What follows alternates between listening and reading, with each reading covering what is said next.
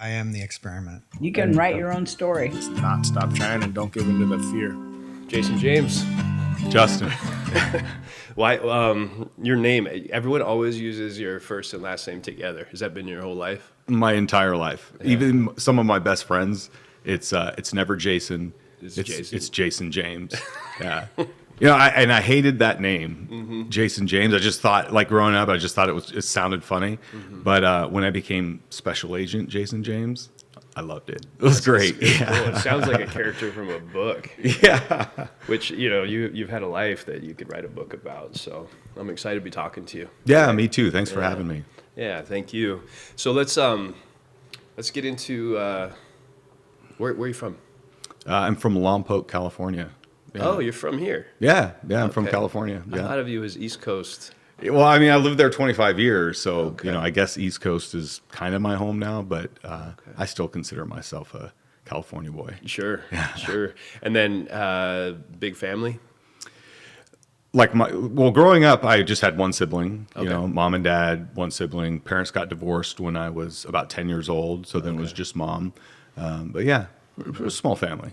Older brother, older sister, Younger sister, 3 years sister. younger. Okay, Yeah, so you're the oldest.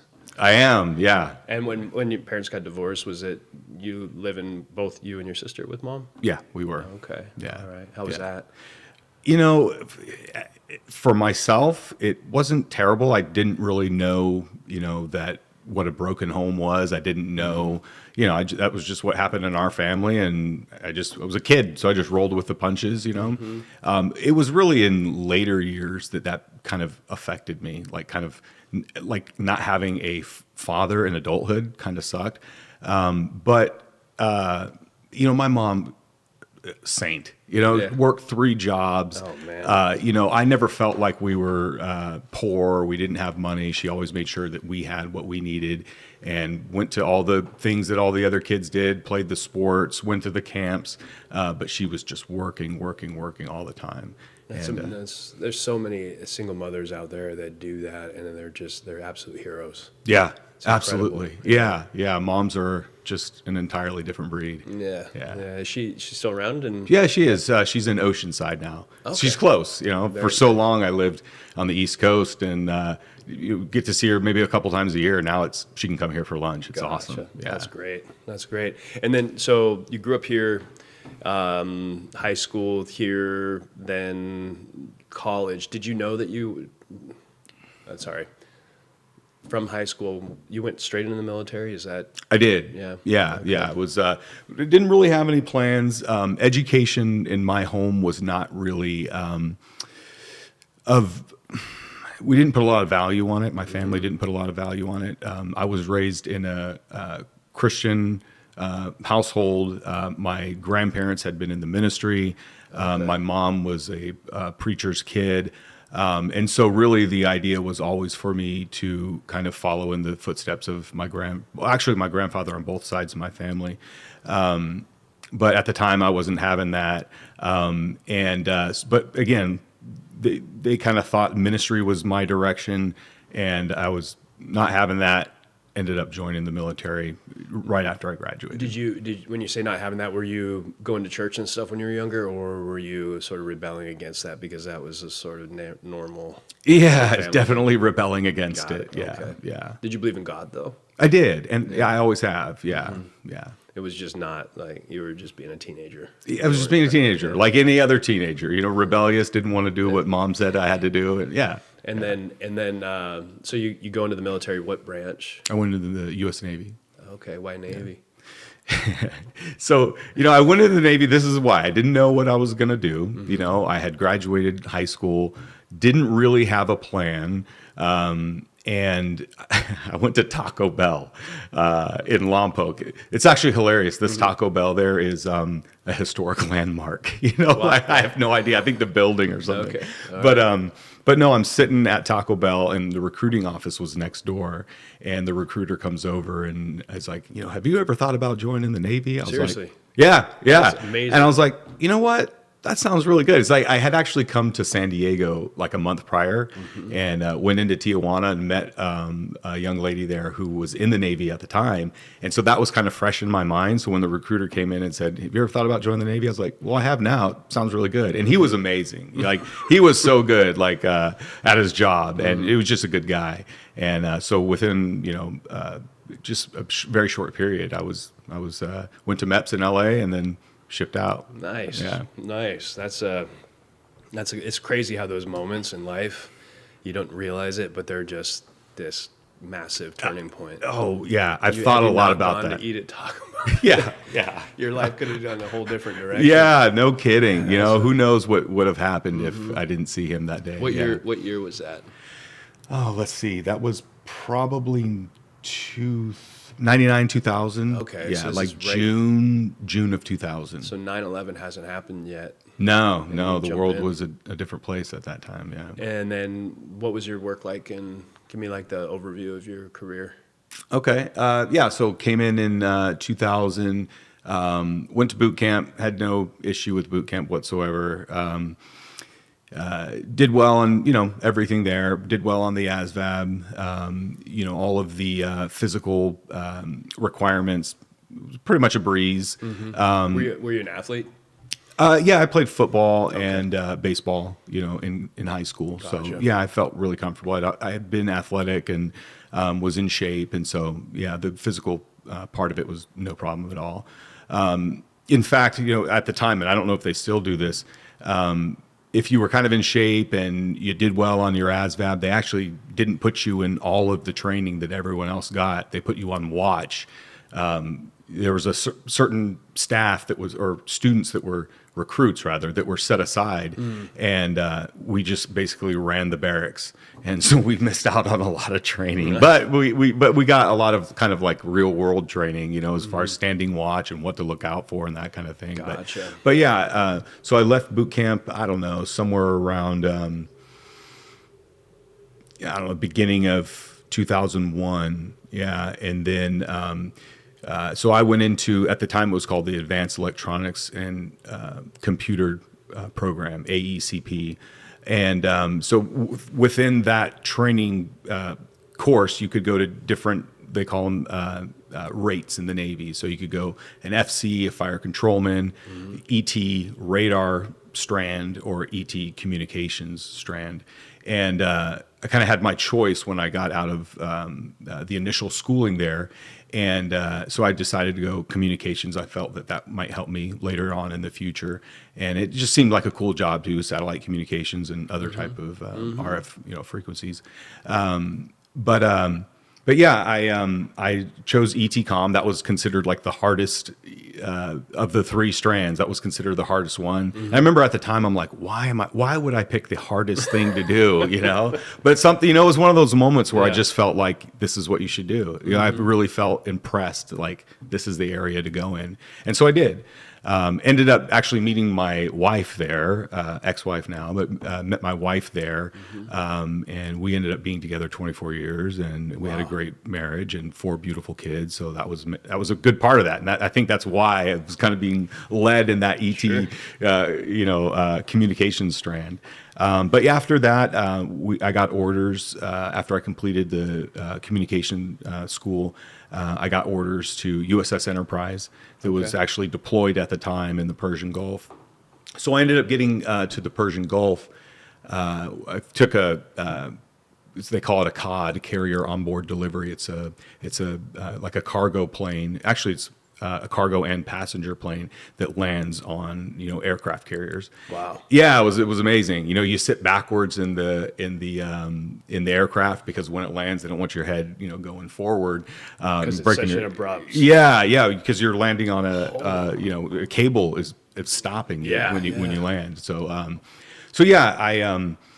land on USS Enterprise in August 31st. Of 2001 in the Persian Gulf. And, at that time they had like an in-dock program that would kind of, give you just everything there is to know about the ship, the chain of command, different departments on the ship, that kind of thing, and just an indoctrination course.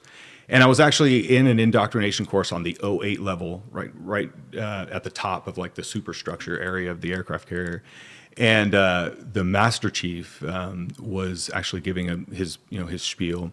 And I heard over his radio, it said, a plane just hit the World Trade Center. And he looks at his radio and goes, well, folks, you heard it here first. And how much those words, meant later on. Holy shit. So when the second tower hit, or second tower was hit by an aircraft, the master chief put us all on break. So we went over to my office was actually on the 08 level. What was going through your mind at the time? I thought it was just, I didn't know the extent. I thought it was like a Cessna plane that had hit. We hadn't really heard anything yet. But when I went into the office, and CNN was on. CNN's always on an aircraft carrier. But CNN was on, and we watched the towers fall. And it was just, everything changed from that moment.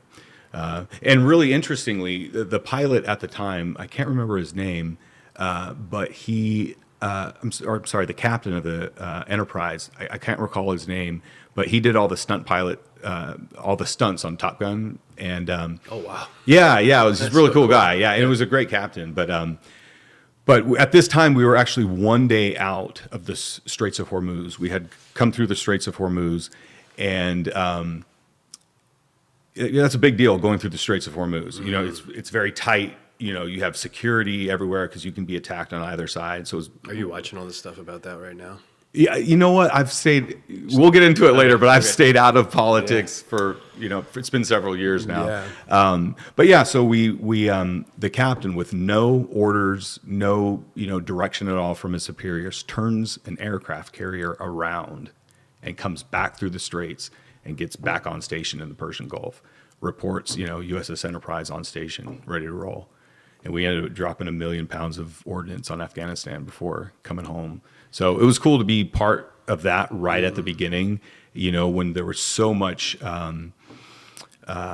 support for, the country and fighting back. And, it was great. It was a great time to be in the service and kind of doing my job and, seeing it all. What was the sort of buzz around the ship at the time with everyone talking? I mean, it was like this happened and suddenly now they're starting to talk about Islamic terrorists. And I mean, how was it? Was it like, we're going to war? Yeah, 100%. Crystal clear. It was crystal clear. Yeah. And there was just a sense of pride and patriotism and as being, in the U.S. military and being a citizen of the United States, like we were ready to fight. In fact, there's a real famous quote that was written on one of the bombs.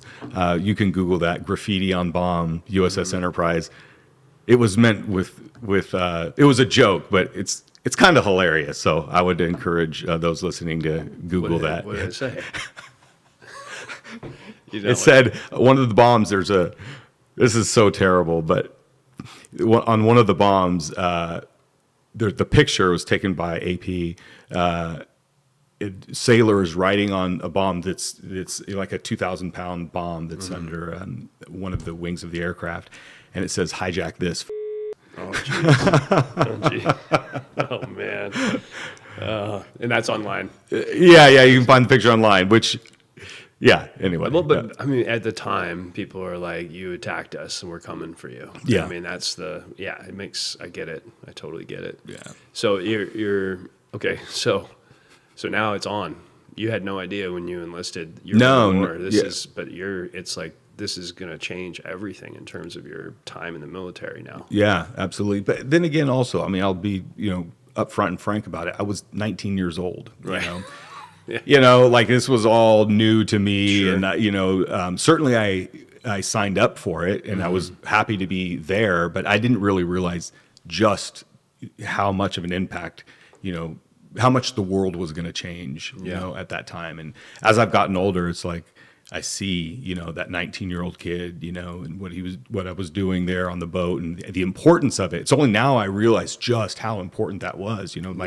I was at the time I was doing advanced extremely high frequency satellite communication gear, which is like a worldwide network that's EMP proof. It's robust. It's secure, and that's what like all the tactical links, the links to Tomahawk missiles, that kind of thing was all kind of flowing over that EHF system. So it's only really now that I look back and I'm like, wow, like that was a big job for a 19-year-old. And Did you score super high on your ASVAB? Is that why? I scored in the 90th percentile. Okay. Yeah, like that job required a certain amount of aptitude, and I met that. So Gotcha. So then you were there in the Strait of Hormuz. Then where did it go from there? Well, we stayed on station for about a month because we were at the end of a deployment at the time. So we were on station about a month, and then we sailed back to Norfolk, Virginia. Okay. Yeah. And then from there. Yeah, from there, so that was my at sea time. I did 5 years there. Then I ended up doing 5 years in Dam Neck, Virginia, doing ground-based satellite communications work and also training on ground-based satellite communication systems. Did that for 5 years, was an instructor, and then got out.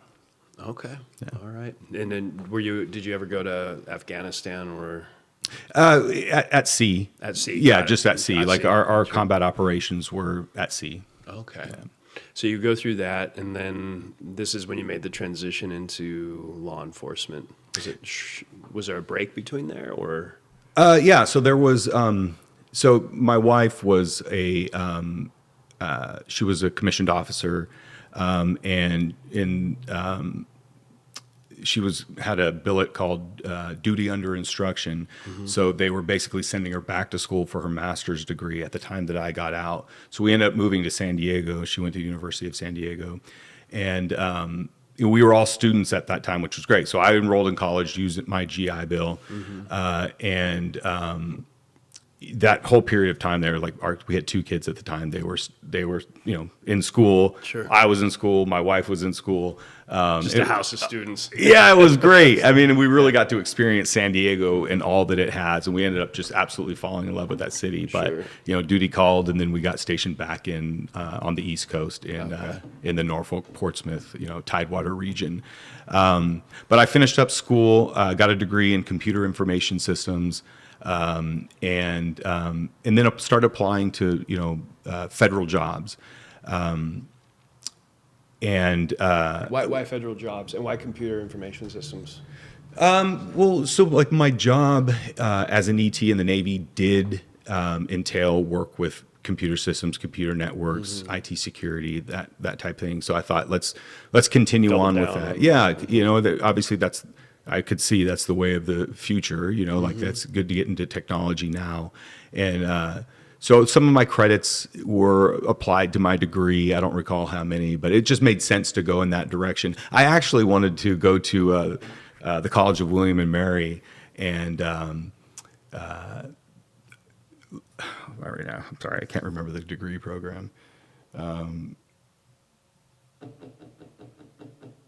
What was the Anthropology, cultural really? Anthropology. Really? Yeah. Sorry. Yeah. So I wanted to go to the College of William and Mary to study cultural anthropology. What did you do with that? What was the? Well, interestingly, I didn't know it at the time. That kind of thing just interests me. I love people. I'm fascinated by people in general. Like I can walk down the street and find something fascinating about anyone on the street that genuinely has me intrigued. I love people.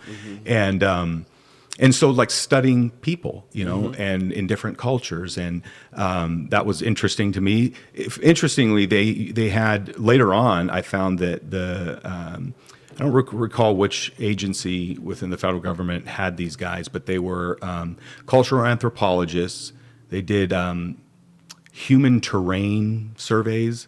So it was like going in and just getting their finger on the culture so that they could pass that on to intelligence. Yeah, and then they use that for training for that specific region. That makes sense. Yeah. So it ended up being. I don't regret going the way that I went, but my wife ended up at the time was like, "There's no money in cultural anthropology. Right. Go into IT," and she was right.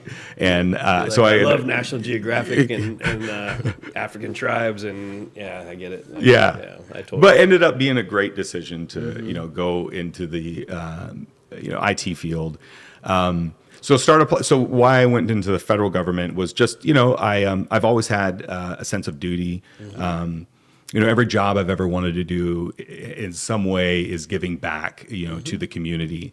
And so I knew I wanted to serve in the country in another capacity. So I exclusively looked at federal government jobs. And let me ask you this. If someone's listening to this that's coming from the military, that transition from, becoming a veteran, right, and then moving into the federal side, is that a common thing? Is that a good move? What would you recommend to people who are coming out of the military who are considering going to work for the federal government? I mean, I think it's an absolutely great place to work, and specifically for military personnel, there are so many benefits that come with, coming from military into federal government. One of the greatest benefits is that they call it buying your time back. Mm-hmm. So let's say you did 10 years like I did in the Navy. I can buy my time back and count that toward my federal service. Wow. So that's 10 less years I have to do before retirement, So that's really great. You also have preference depending on, what you did in the military, if you were injured at all. Just simply being in the military at the time of enduring freedom, Iraqi freedom, et cetera. Mm-hmm. Just being in the military at that time gave you a certain amount, or gives military service members a certain amount of preference points. Mm. So it's easier to get in. A lot of people want to work for the federal government. It's a stable job, mm-hmm. pays decently, per diem. Are they the largest employer? They may be. I do remember seeing some numbers recently that was, way more than I thought. But I do recall reading that. But it's just a great transition. It has one, and specifically the job I ended up going to, has probably the greatest retirement system within government service, whether it's state or county or mm-hmm. or federal. It's like it's a really good retirement package. But there's just so many, you kind of have a foot in the door because of your military service. There's some jobs that are open just to transitioning military members. There's spousal programs, which I actually ended up getting hired at NSA without even ever doing an interview because my wife was active duty. Wow. And I just applied. I don't even remember the job that I applied for. I just applied to, a random job, and they contacted me later on and said, "Hey, we got your resume, mm-hmm. and you're in our database as a military spouse, and you're hired." And then I ended up getting another job from DISA, Defense Information Systems Agency, or something like that. I can't remember the exact acronym. But so you have all these ways in, whether you're a military spouse, retiree, mm-hmm. just did your, however many years and get out, you got a way in. And, these jobs tend to be very stable. There's opportunity for growth, advancement. And it's easy to move around inside the government once you get your foot in the door. Mm-hmm. You also, another big advantage that you have is most jobs within the federal government require a security clearance. Mm-hmm. You're one of the, in that respect, you're one of the most hireable people in the United States because you've already held and maintained or obtained and maintained a security clearance. And that's a big factor because if they're looking at a guy on the street to hire versus you, they have no idea what's in his past, right. But they know that you have been cleared before. Like, we know exactly what he was doing every day for the last 10 years. Yeah. I see. That makes sense. And then, kind of going on that train of thought a little bit further, they have what's called the Pathways Recent Graduate Program. And a lot of people actually get into federal law enforcement this way by doing internships. Mm-hmm. But the Pathways program, so let's say you get out after 4 years, you go to college on the GI Bill.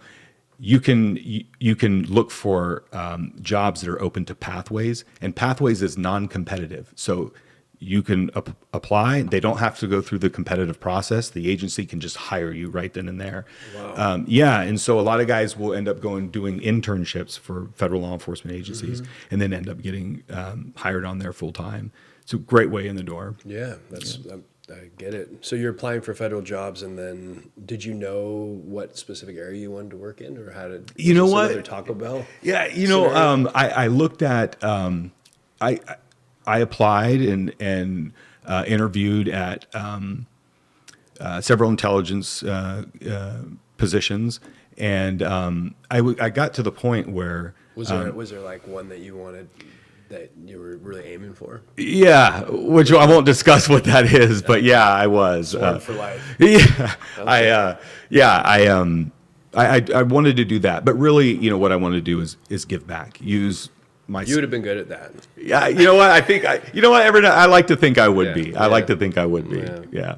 But no, I applied for a number of different agencies, and then GSA, the General Services Administration, Office of Inspector General, reached out and said, "Hey, you applied. We'd like you to." I had an aptitude test that I had to take, but I ended up taking the aptitude test, and they asked me to come in for an interview. I didn't know what the Office of Inspector General was. Had no idea. Never heard of it before. There's many obscure federal law enforcement agencies within the federal government that you just haven't heard of before, and the offices of Inspector General are one of those types of agencies. Every executive branch executive agency has an office of Inspector General, and those offices of Inspector General are tasked with investigating crimes with a nexus to that agency. So like, for instance, NCIS has a couple 100,000 people that they investigate, 300,000 maybe. GSA really touches all federal government in regards to procurement fraud. So, hundreds and hundreds of thousands of individuals with a nexus to GSA. So big law enforcement agency, had no idea. So big part of it is fraud. Fraud, waste, and abuse. Okay. Yeah. Which so is a huge subject right now. And I know you said yeah. you're not looking at it, but Yeah. For people that are listening, I think the subject of fraud and abuse in the federal government right now is it's a big thing. It's Yeah. front and center. I mean, that's being looked at heavily. But keep going. I interrupted you. Yeah. Yeah, and it's kind of interesting that I think just not long ago, some of the inspectors general were kind of ousted, and I did see recently, what you're speaking of, and I thought it was kind of interesting that some of these guys get out of their job, their position as inspector general, and then all these cases that come up that have the nexus to the inspector general. These are the types of crimes that would be investigated by the inspector general. But again, I stay out of politics. Yeah, I stay out of politics. Yeah.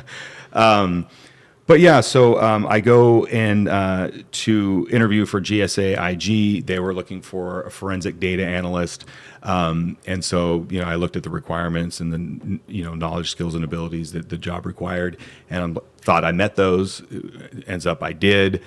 Start work. Had no idea this is a branch of a federal law enforcement agency with U.S. special agents. Forensic guys, like a whole forensic department, and was pleasantly surprised. Like, it was like, okay, this is pretty cool. Yeah. But as soon as I found out that they have special agents that, did the cool job that I wanted to do, I'm like, that's what I want to do. You want to be Jason Bourne. Yeah. Like I said, a little Jason James, a little bit of Jason Bourne, a little bit of James Bond, So this leads to a suit with a gun and full on special agent. Yeah, it does. And eventually to you catching a serial killer. Yeah. Some of the things we'll talk about today. Yeah. So I get picked up and end up going to the Federal Law Enforcement Training Center criminal investigation training program. So so now, just for people who are listening, you're started as an analyst, data analyst, forensic data analyst, data analyst, and then you find out that there's this other section of the agency that can allow you to, that the agency includes special agents. Yeah. Again, people don't know this stuff. So what does that even mean? What is a special agent compared to an analyst? Okay. Yeah. So give us like the overview, the 8th grade sort of version of kind of what the structure looks like. All Okay, so special agent is that term, right? Is optional for many different jobs within the government. Like I think even some background investigators they have the title special agent. That's an agency title. The classification code for all federal criminal investigators whose primary job is the investigation, apprehension, and detention of individuals who have broken federal law.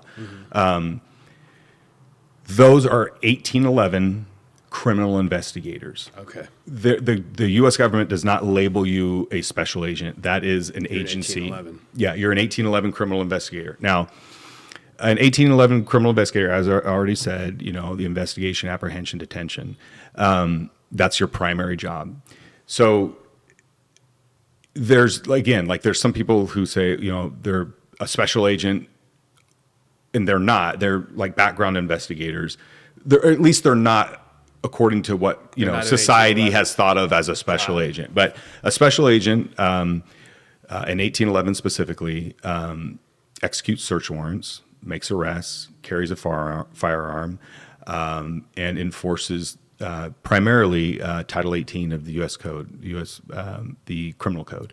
Okay. So.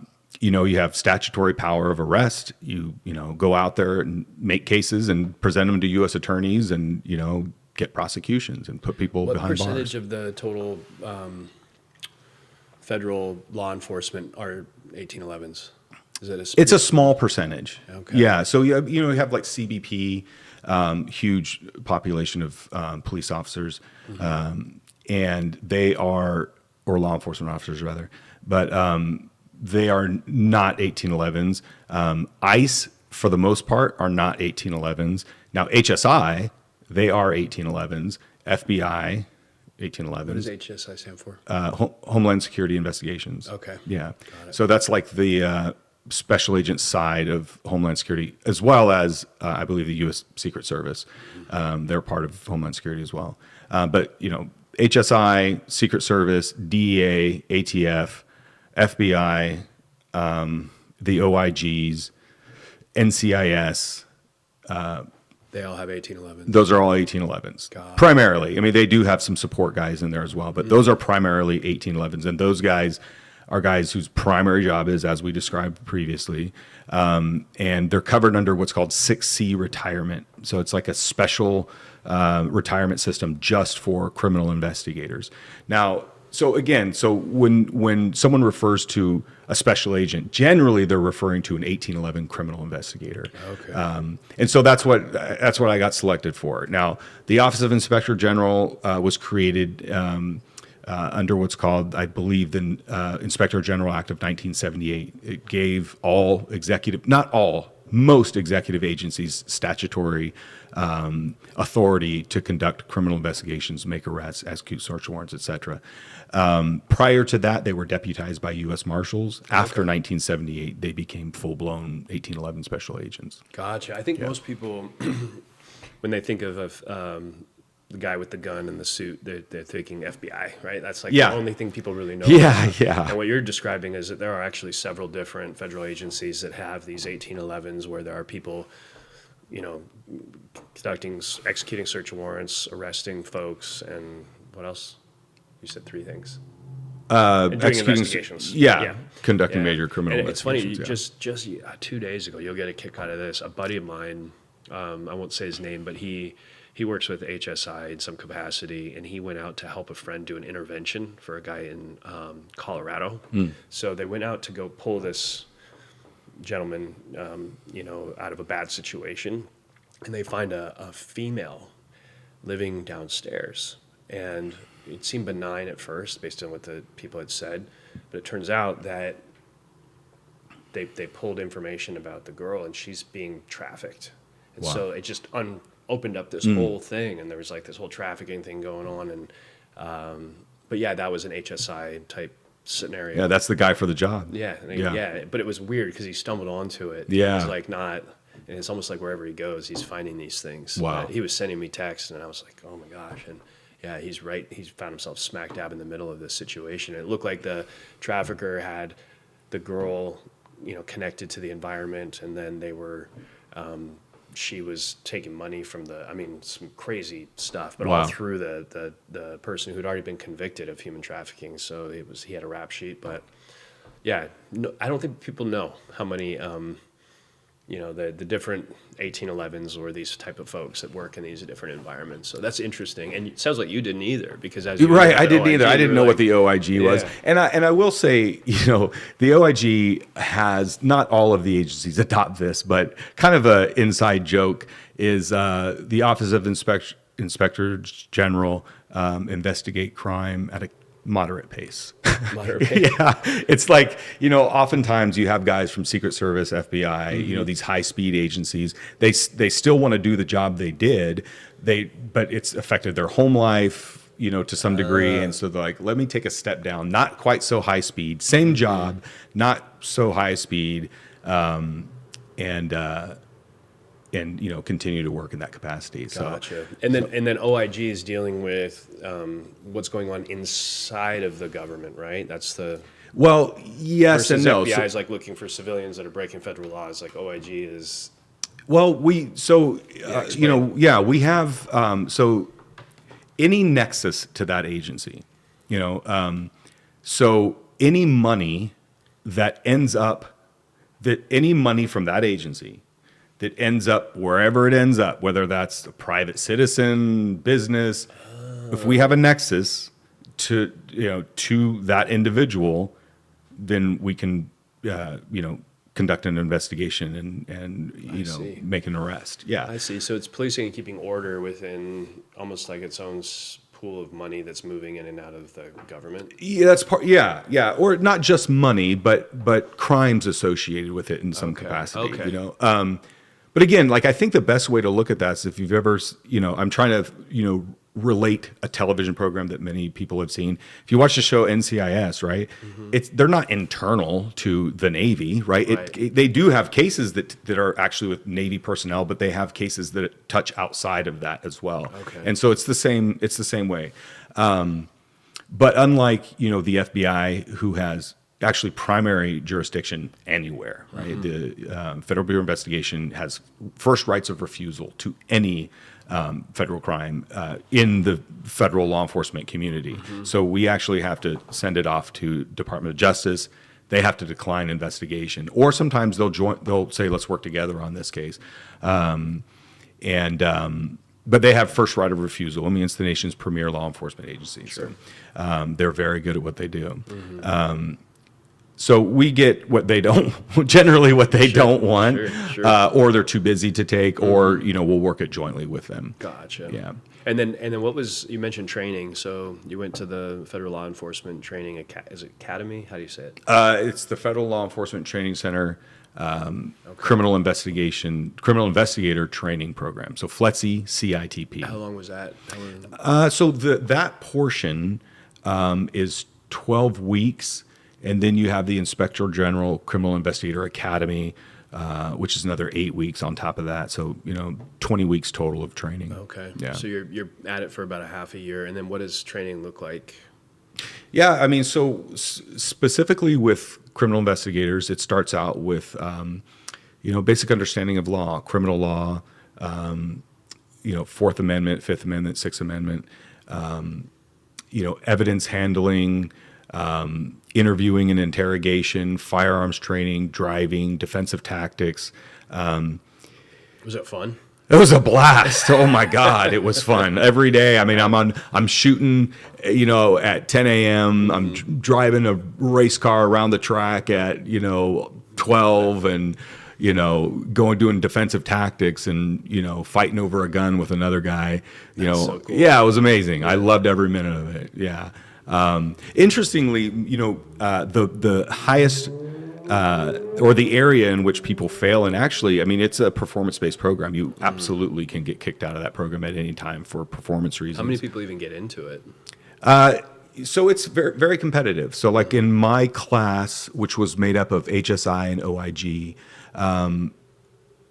there were 1,500 people that applied for every seat in that room. Yeah, so it's a large number. We had 30 people in there, so What is that? 45,000 people applied to be in that room, something like that. 30.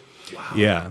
Yeah. There's got to be a certain amount of like, I got my spot here and I don't want to fuck this up. Yeah. Yeah. And you can fuck it up really easy. And then you're with a lot of people who are high performers too. Yeah. So that must have been cool. Yeah, it was. It was like you kind of sizing everyone up when you go through the door and saying, okay, like some sharp guys in here. How many of them were former military?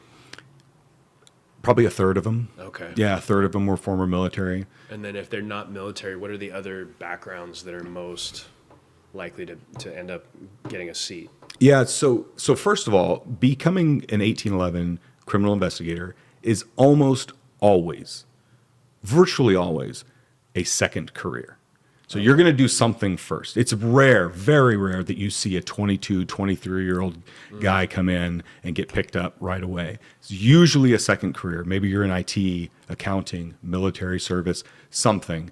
And then, after you gain that experience in that field, then you come in and say, I want to bring this skill to, yeah. So probably the average age is like 30 something. Around, about 30. Yeah, I would say about 30. Okay. But yeah. So, but also with that as well, and this is a good thing for the vets that are out there that are listening and maybe want to become federal law enforcement officers. In general, you must get hired by the agency before the age of 37. Okay, because mandatory retirement age as an 1811 is 57 years old. But luckily for vets, that does not apply. So you can do technically you could do an entire career, 20-year career in any branch of the military and then roll right into a criminal investigator job. You already have we talked about those preference points. You already kind of get in there. And then, you can be 40, technically you could be any age and get hired on and can do your whole stint till retirement. So that only applies to veterans. So really good bonus there for veterans that are looking to do that type of job. That's I think a lot of people that listen to this show I know veterans that are looking for answers about how to make that transition. So this is really good. Yeah, it's really good information. So you go through training, you're driving race cars and shooting guns, and you're living your best life, and you're this is going to be sweet. And then you're learning investigation, you're learning the laws, right? Yeah. Obviously, that's a huge piece of it. Interrogation, and then you go to the OIG specific school. Yeah. And what is that like? So both in CITP and in the Inspector General Criminal Investigator Academy, you have what's called a continuing case. So you start with you work a case from a real case. Yeah. Well, no, not a real case. Okay. No, it's a mock case. Got it. But they have mock-ups of everything at FLETC. They got mock-up cities. They got mock-up airports. Really? Yeah. They hire actors from the community to come in, and Wow. That's who we're interviewing. But I lost my train of thought there. What were we? You're doing a case. It follows you to the second training. So we start off with an allegation that comes in, and we take that from allegation to trial. We write up affidavits for a search warrant. We execute that search warrant. Go sit on the stand at trial. Again, in a mock courtroom with real U.S. attorneys and lawyers, defense attorneys. Cool. That's so smart too. Yeah. You don't want people doing it for the first time. No. So you get that criminal procedure type work. Do you remember obviously you would remember? Yeah, it's I can't spill the beans on that. No. Yeah. Don't. Yeah. Thank you. You got to make sure you keep me in the. When feel free to say I can't talk about that. Sure. I understand. So you end up at OIG and you're continuing this mock case. Well, we end that upon graduation of CITP. Okay. Then when you go to, and we don't always go to the Inspector General Criminal Investigator Academy, IGCIA. You don't always go to that immediately after. You can go to it within a year. And so for me, I think it was like 4 months later, I went to IGCA. And then you have another continuing case, a mock case that you take all the way to trial. How old were your kids at this time? Oh, let's see.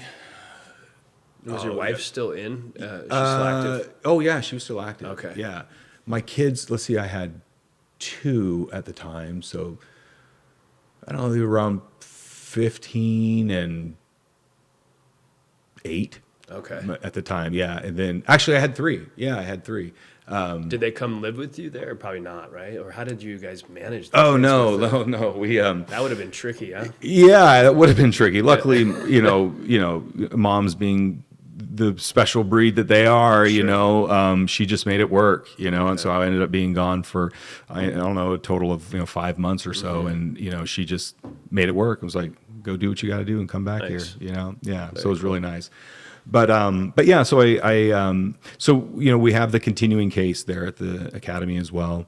And, but then you learn things like, so this is kind of specific to Inspector General special agents. We do what's called key TAMs investigations, and they're usually directed by the U.S. Attorney's Office. But key TAMs is basically what a key TAMs case is a private citizen sues some organization that's committing fraud on behalf of the U.S. government. Really interesting, yeah. So let me see. Private citizen sues an organization that's committing fraud on behalf of the U.S. government because the U.S. government can't do that? And they can, but they might happen to not just catch this, what's going on. Maybe the controls aren't in place to pick up on this type of crime. But it basically incentivizes private citizens to root out fraud within U.S. government contractors, or that community, rather. And so what's really great about that for the citizen is a key TAMs case, if the individual is convicted, gets the penalties there are treble damages. So if it's if they committed $1 million, well, let's say $10 million in fraud, the damages are $30 million. Okay, and Joe, private citizen over here, gets 10. Really? Yeah. This is a thing. This is a thing. Yeah. So are there people that go and just look for that? And there's attorneys that specialize in that. Yeah. And so the attorney would be the one suing? Well, the attorney would present the case to the Department of Justice on behalf of.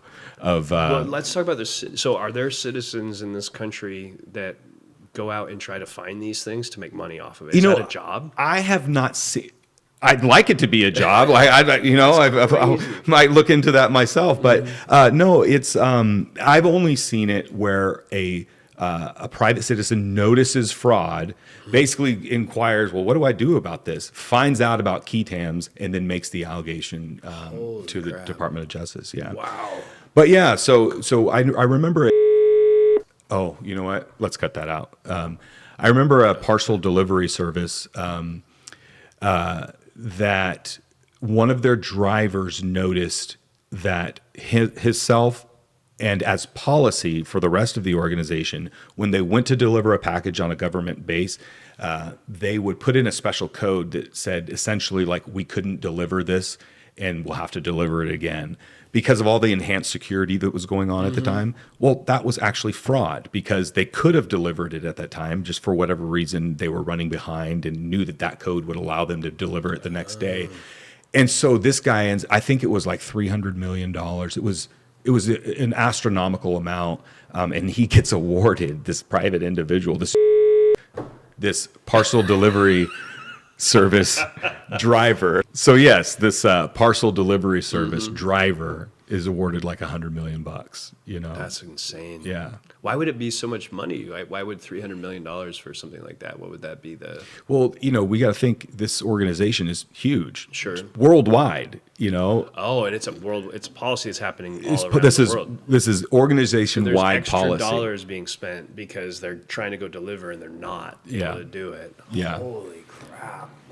Yeah. And so that the entity getting sued is this delivery service, which is big, and then the person that discovered it is Because I suppose once they discovered it, then they need that person to be on the inside, right? So Yeah. that's part of it too. Yeah. They're acting as like a confidential informant kind of a, wow, Yeah. Really interesting. that is crazy. Yeah. I saw another case. I didn't participate. I did have a Ketam's case once that was like coding for genetic testing. I only worked on part of the case and didn't see it to its end.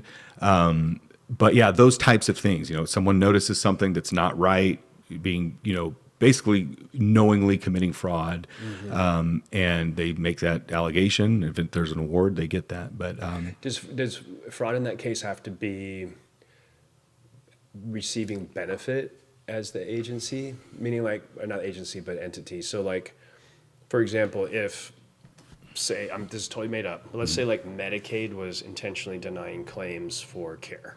okay. They're not gaining money. They're not just not having to spend money. Would that be something that would be considered fraud? Or do they have to be doing something that brings money in? Do you get what I'm saying? Yeah, I see what I'm you're not probably saying. not asking the question right. Yeah, no, I hear what you're saying. So there is intent, right? So like on many crimes in the U.S. Code, there's elements of the crime. Usually, one of those elements is intent, right? So absent intent, there's a lot of wiggle room there. Some mistakes can be made. Sure. I see what you're saying though about like not having to spend money. Yeah, because it's one thing to benefit, to gain money from. I guess you still would be because Medicare is getting money from the government. But if they're intentionally not paying claims to healthcare providers, it seems like that would be illegal. But I don't know if that's fraud. I'm just wondering where that falls. Yeah. I'd have to look at the statute that might apply and see what the elements there are. I could do some digging around and. You don't have to. I'm just kidding. Yeah. No, I'm curious too now. I'm like, okay. I'd have to see like specifically what the allegation was. What's interesting about this is that you could almost create a whole business around, for anyone who ever wanted to be a spy, right? You create an agency that basically hires people to go work inside these different things and look for them. And there's a financial benefit there. Yeah. I mean, that's a crazy idea. We're coming up with all kinds of ideas here. I love it. Start a separate side. It'd be super covert, right? It'd just be some company is like, I don't know what that is, but you have all these people working, they get trained in how to do it, and then they go get hired at these places. Yeah. That would be, I guess it's probably is illegal. I don't know. We'd have to look at the law. Yeah. But I know, it's many states allow for consensual monitoring. So as long as one person in the party gives consent. So like if I give consent to recording my voice, whoever else happens to be on that voice, oh well. Like so there is consensual monitoring. That might be something that that type of investigator could use. Yeah. I think in the light of the what's going on with the government right now, and I mean you see on the news these Minnesota, right? These organizations that are running these daycare facilities, and they're defrauding the government hundreds of millions of dollars. Yeah. And the subject is such a big one now that I think everyone's focused on like how do we eliminate fraud, waste, and abuse in this country. So what are they called? Key TAMs. Maybe that becomes more of a thing. Maybe so. Yeah. And I think it's good reason to increase the size of the Office of Inspector General. I think our agencies had around 100 agents. I mean, for the entire United States, so like there's so much fraud that's being committed. It's just a drop in the bucket of, what we get and we see to prosecution. I think there's definite reason. I think what's going on now highlights that need for more scrutiny. Why is there so much fraud? Lack of controls.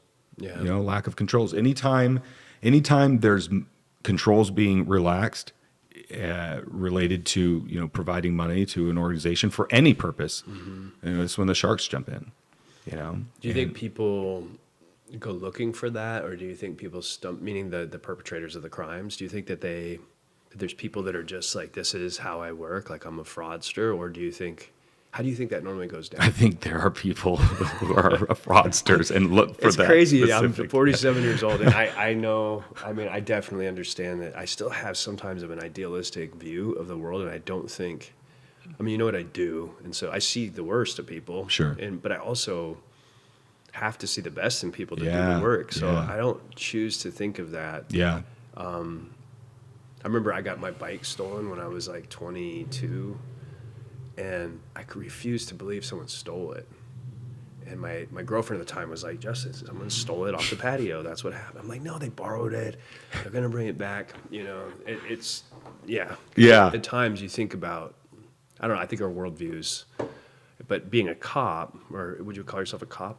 No. Yeah. An agent, yeah. Sometimes I do say, you know, I was a cop before, Okay. but in generally an agent. But yeah. you're in an environment where you have to see the worst in people. Sure. And, Yeah. and you have to, and I think it's interesting too, the fact that you come from this background of a religious background, Mm-hmm. because at some point you're starting to see this, like there's like this, maybe the good and the evil in the world. Sure. You know, like it appears, so I have a few family members who are in law enforcement. One of them was a homicide detective, and he worked in narcotics, and the other one was a police officer, state trooper, another, anyways, it seems like the nature of the law enforcement is like good guys, bad guys. Mm-hmm. There's no gray. Oh, there's so much gray. Yeah. Well, let's what do you mean? No, you know, in my experience, I haven't seen pure evil very often. Those fraudsters who are absolutely, that is their job. They go after it with energy of committing, you know, fraud and gaining as much money as they can, with no regard whatsoever for, you know, human life, or no regard whatsoever for, you know, just creating chaos and evil in the world. Just, it's second nature to them. It's just part of what they do. I don't see that very often. Oftentimes what I see is people in a difficult place and make bad decisions in that place, you know, so there's evil for certain. Sure. But in my experience, I see a lot of gray. Yeah, and people like, and then figuring out their way to justify it in their head. Yeah. Yeah, Yeah. that's nuts. Yeah, and that's, you know, kind of touching on, you know, the interviewing a little bit. You know, we use that, right, as in our interviewing and interrogation, that if somebody doesn't have much of a criminal record, they're going to harbor that guilt. They're going to harbor, they committed a crime. They're going to harbor that guilt. They know they did wrong, and by nature, we want to release that. We want to give that away, Sure. but we're worried about our own security, right? And so part of our interviewing technique is to, you know, they call it theming, right? So it's like, you didn't do this because you are a bad person. You did this because you were in a tough spot. And if you cooperate with me, cooperation goes a long way in the judicial system, and I can work with you. But if you lie to me, then this is going to go the other way. And oftentimes, they want to tell you what's going on, and they will. You know, it's How much of it's that's effective. true? Like if the person is, if you're saying that to them, is it actually true? It's that you'll absolutely. cooperate. If they cooperate, it'll be better. Yeah. Versus like, I'm going to say whatever I have to say to get a confession. There are folks that do that. I've never seen it in the federal system, but I've certainly heard of that. But I was taught early on. I went to one of the instructors that I had in advanced interviewing and interrogation for criminal investigators. Was a separate course that I took. It was taught by a DOJ Office of Inspector General agent, and he said, "You never promise something. You never." Tell them something that you're not going to follow up on, like be a man of your word. And he hit that home, you know, because you want to get a confession, right? Like you want to use whatever tool you can to get a confession, because you have evidence that proves they did it, and the confession just seals the deal. But if you're gonna offer something, be ready to back it up. Be a man of your word. Operate with integrity. That's good. That's good to know, because somebody has to have the high road, right? And oftentimes I think, and I don't want to say this in a way that, but two sides of the coin seem similar in some ways, you know, like fighting each other and playing a game. There's like a game and rules, and they're just sort of going back and forth. And at least that's what I've heard. I guess I'm really just repeating something that I heard on a podcast, so I should probably shut up. And I don't know that. Are you talking the game back and forth? Like the cat and mouse between the criminals and law enforcement. And it's nice to hear of one side being like, I'm going to have rules and operate with integrity. Yeah. Oh, absolutely. That's the idea. It seems like you hear about stories of dirty cops and criminals, and it's like, man, are these guys even any different? They're just chasing each other, or one's hiding, the other one's chasing. Yeah. So it's nice to hear.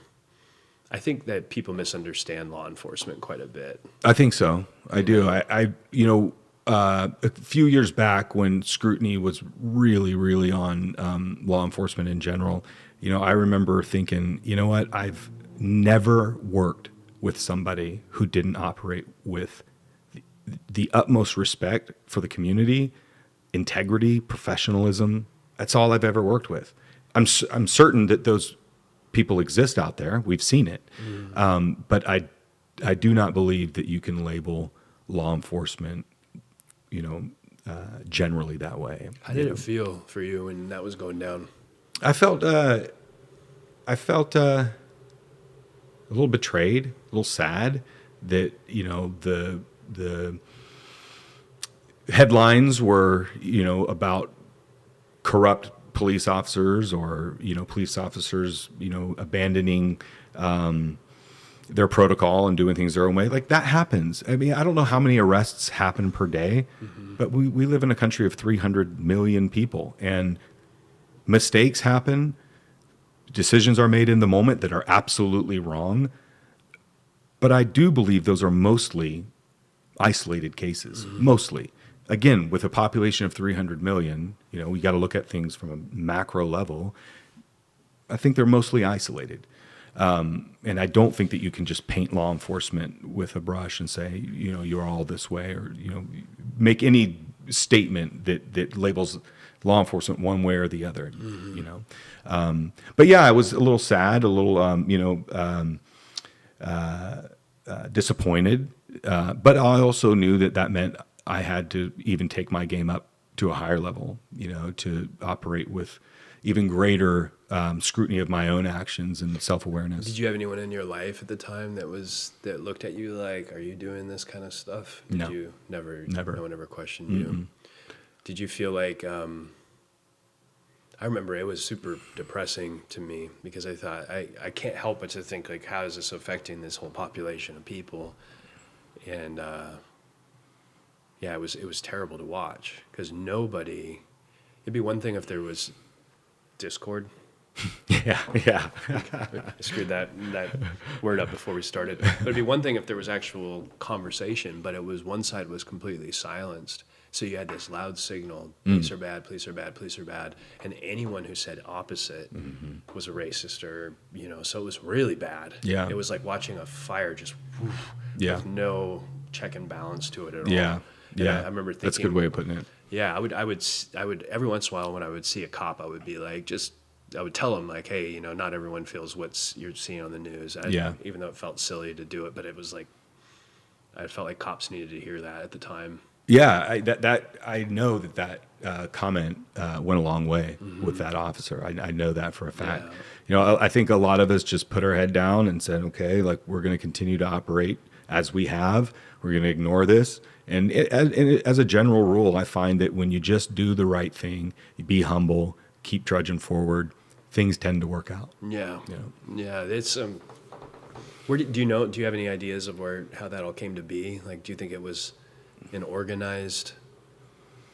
there was some sort of I don't want to say conspiracy, but maybe a conspiracy to try to make cops look bad? Like, we all know where it came from, right? You had this terrible video of George Floyd. Yeah. But why was it given so much attention, and why did it run the way it did? I don't dive off into theories much that there's no way of me proving. But do I think that the media has a narrative that is scripted? Yeah, I do. I do believe that. I was just talking with someone a couple days ago and saying, the issues themselves are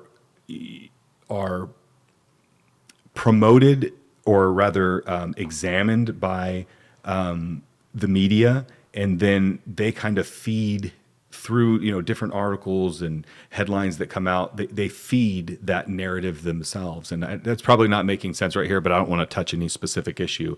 But I do see that the media is able to create a narrative and then fuel that narrative. Mm-hmm. Yeah. Yeah, it's 100% seems that way. And if you think it's orchestrated to some degree, do you have a theory about who? I don't even want to speculate. Okay. Yeah. I respect that. Yeah. Yeah, we don't want to turn this into that show, right? Where we're like getting down the conspiracy theories, but it just one thing you touched on this, Jason James, but something I think is interesting is the volume of people in this country and the access to information, and how you could take a tiny sliver of the population. You could take a tiny percentage of the population, and because it's so many people, you could have thousands of really nuanced cases. Sure. That really don't make up any real significant portion. Absolutely. And I don't think, if there was something we could all do in this country to figure out, is learn how to see things with scale, and proportion and percentage, right? If we could really wrap our heads around that. I love those videos where they show they'll show maybe like a bunch of I saw one with population, and it showed the population of the world, and it was stacking these like chips on different countries. Okay. And you could really see the volume, right? How many people were in India and China versus everywhere else. And it was crazy. Yeah. I don't think we can wrap our heads around it. Absolutely not. If we had been able to, and we considered how many police stops resulted in some sort of brutality, and then discovered that it was 0.000 whatever 1%, and then if you zoomed out and said, okay, this is terrible for sure, that 0.001%, I could watch a video of that one after another all day, right, because that's the volume of it. I could literally convince myself that every cop's beating people up. Absolutely. But when you look at the problem as a whole, it's insignificant compared to the whole. Yeah. And so societally, like how we respond to this should be proportionate to the scale. And, and I think that's it's interesting, but I think that's just a little bit too complicated for a lot of people to. Right. I do. I mean, I think it's crazy that it's, Yeah. I am surprised by the lack of skepticism that some people have, or one of my first classes I took in college was information literacy, and it was like, what source are you getting this information from? Like, what's their credentials? What's their background? How to look at information and say, can I trust this information? Is this credible? I'm surprised how often someone will come to me with information that I'm like, where did this come from? Right. Like, what's their narrative that they're trying to push? I don't know who these people are. Just because it says this headline means nothing to me. So, how do we get that information literacy? That should be broadly part of applied. Every middle school and high school. Absolutely. Education. Now. Yeah, and even and as the days go by, even more so. It's just we're seeing more and more of this. Yeah. Yeah, critical thinking, understanding how. I mean, people send me stuff all the time. People with master's degrees will send me information, and they don't even have it. They're not applying anything they learned in school around critical thinking to the information. Right. They're not considering that the specific language in it is clearly biased. It's so obvious. Like if I was in a college class and I tried to use this to write a paper, they would be like, this is a persuasive essay and it means nothing. Yeah. And you're using fallacies all over the place. Yeah. And it doesn't, but the average population now somehow is just, they're ignoring this. And then you go, do I want to push back on it, right? So I have people say stuff to me all the time. I'm like, that's not true. And I think to myself, do I have the time and energy and care to try to correct this person? And how much of it's my ego? Yeah. And then what duty do we have to each other to police each other on this? Yeah. I don't know. Anyways, that's a tangent. No, it's okay. I like it. I think it's a discussion that needs to happen. And, and the more that we have conversations like that, the better we'll be at kind of seeing through the distortion. Yeah. There's a lot of tools around it. You ever see this guy on the internet called Andy Bustamante? He was I a don't. CIA. He had big bushy hair, CIA operative who now is like in the public sector, and he teaches Okay. all this stuff. Oh, cool. Yeah, interesting guy. He's when I first met him or talked to him, he was like really kind of at the beginning of his career. Now he's blown up. He's all over TV and Oh, wow. everything.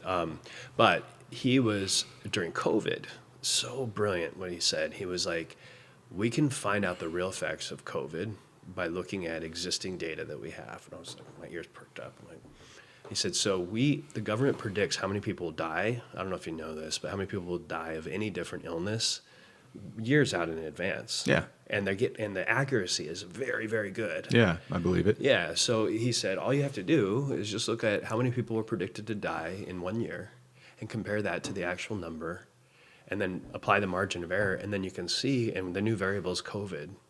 And we can look and say, okay, that's the real COVID numbers. And he had done that, and it was like wildly different, the number of people who had died I believe in the United that. States. I believe But that. it was so simple, right? Like Yeah. if somebody would have gone on the news and been like, hey, we have a way to look at this so we can actually determine whether or not these people would have died anyway. Yeah. Because people are being declared COVID deaths that were really in the hospital for other things. Sure. And, hospitals were getting a certain payment for a COVID death versus not. And Yeah. yeah, so it's... Well, the issues have become so polarized. It's like this side and this side, and if the narrative on this side is this, then everyone goes along with that narrative, and if the narrative is this side on this, everyone goes along with that narrative, and it really prevents critical thinking from happening. Yeah. Which is just so unfortunate. These issues don't have to be as polarized as they are. There is room, I believe, for a little bit of being, on the moderate side.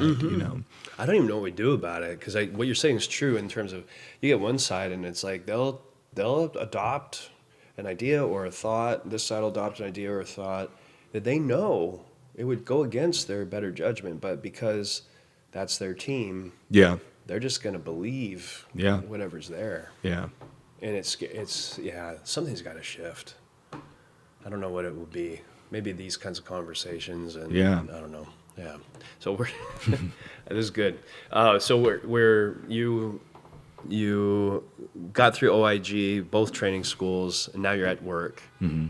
Where are you at? Are you East Coast or are you? I'm East Coast, Washington, D.C. Okay. Yeah. So family's still on the West Coast at the time? Oh, no, I'm sorry. They I didn't. moved out. No, so, So military transferred us from San Diego back to the Tidewater region of Virginia. Nice. Yeah. That's good. Yeah, so whole family's back. Actually, I take that back. We did not go to the Tidewater region initially. We went to D.C.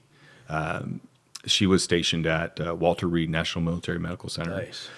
Yeah, a and cool I was place. working downtown. It is a great place. Yeah, they've come so far in what they were a number of years ago. They've come a long way. It's a great facility. I've had a couple back operations there, and they did fantastic.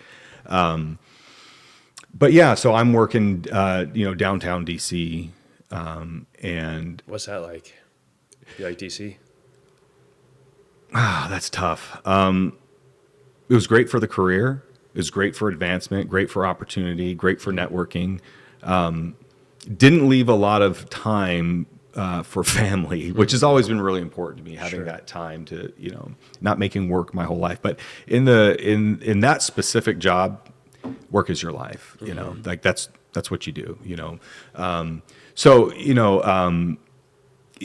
I drove an unmarked car. And so, I couldn't take the metro. So it's like going into work, I'm sitting in a couple hours of traffic. Sure. Coming home, I'm sitting in a couple hours of traffic.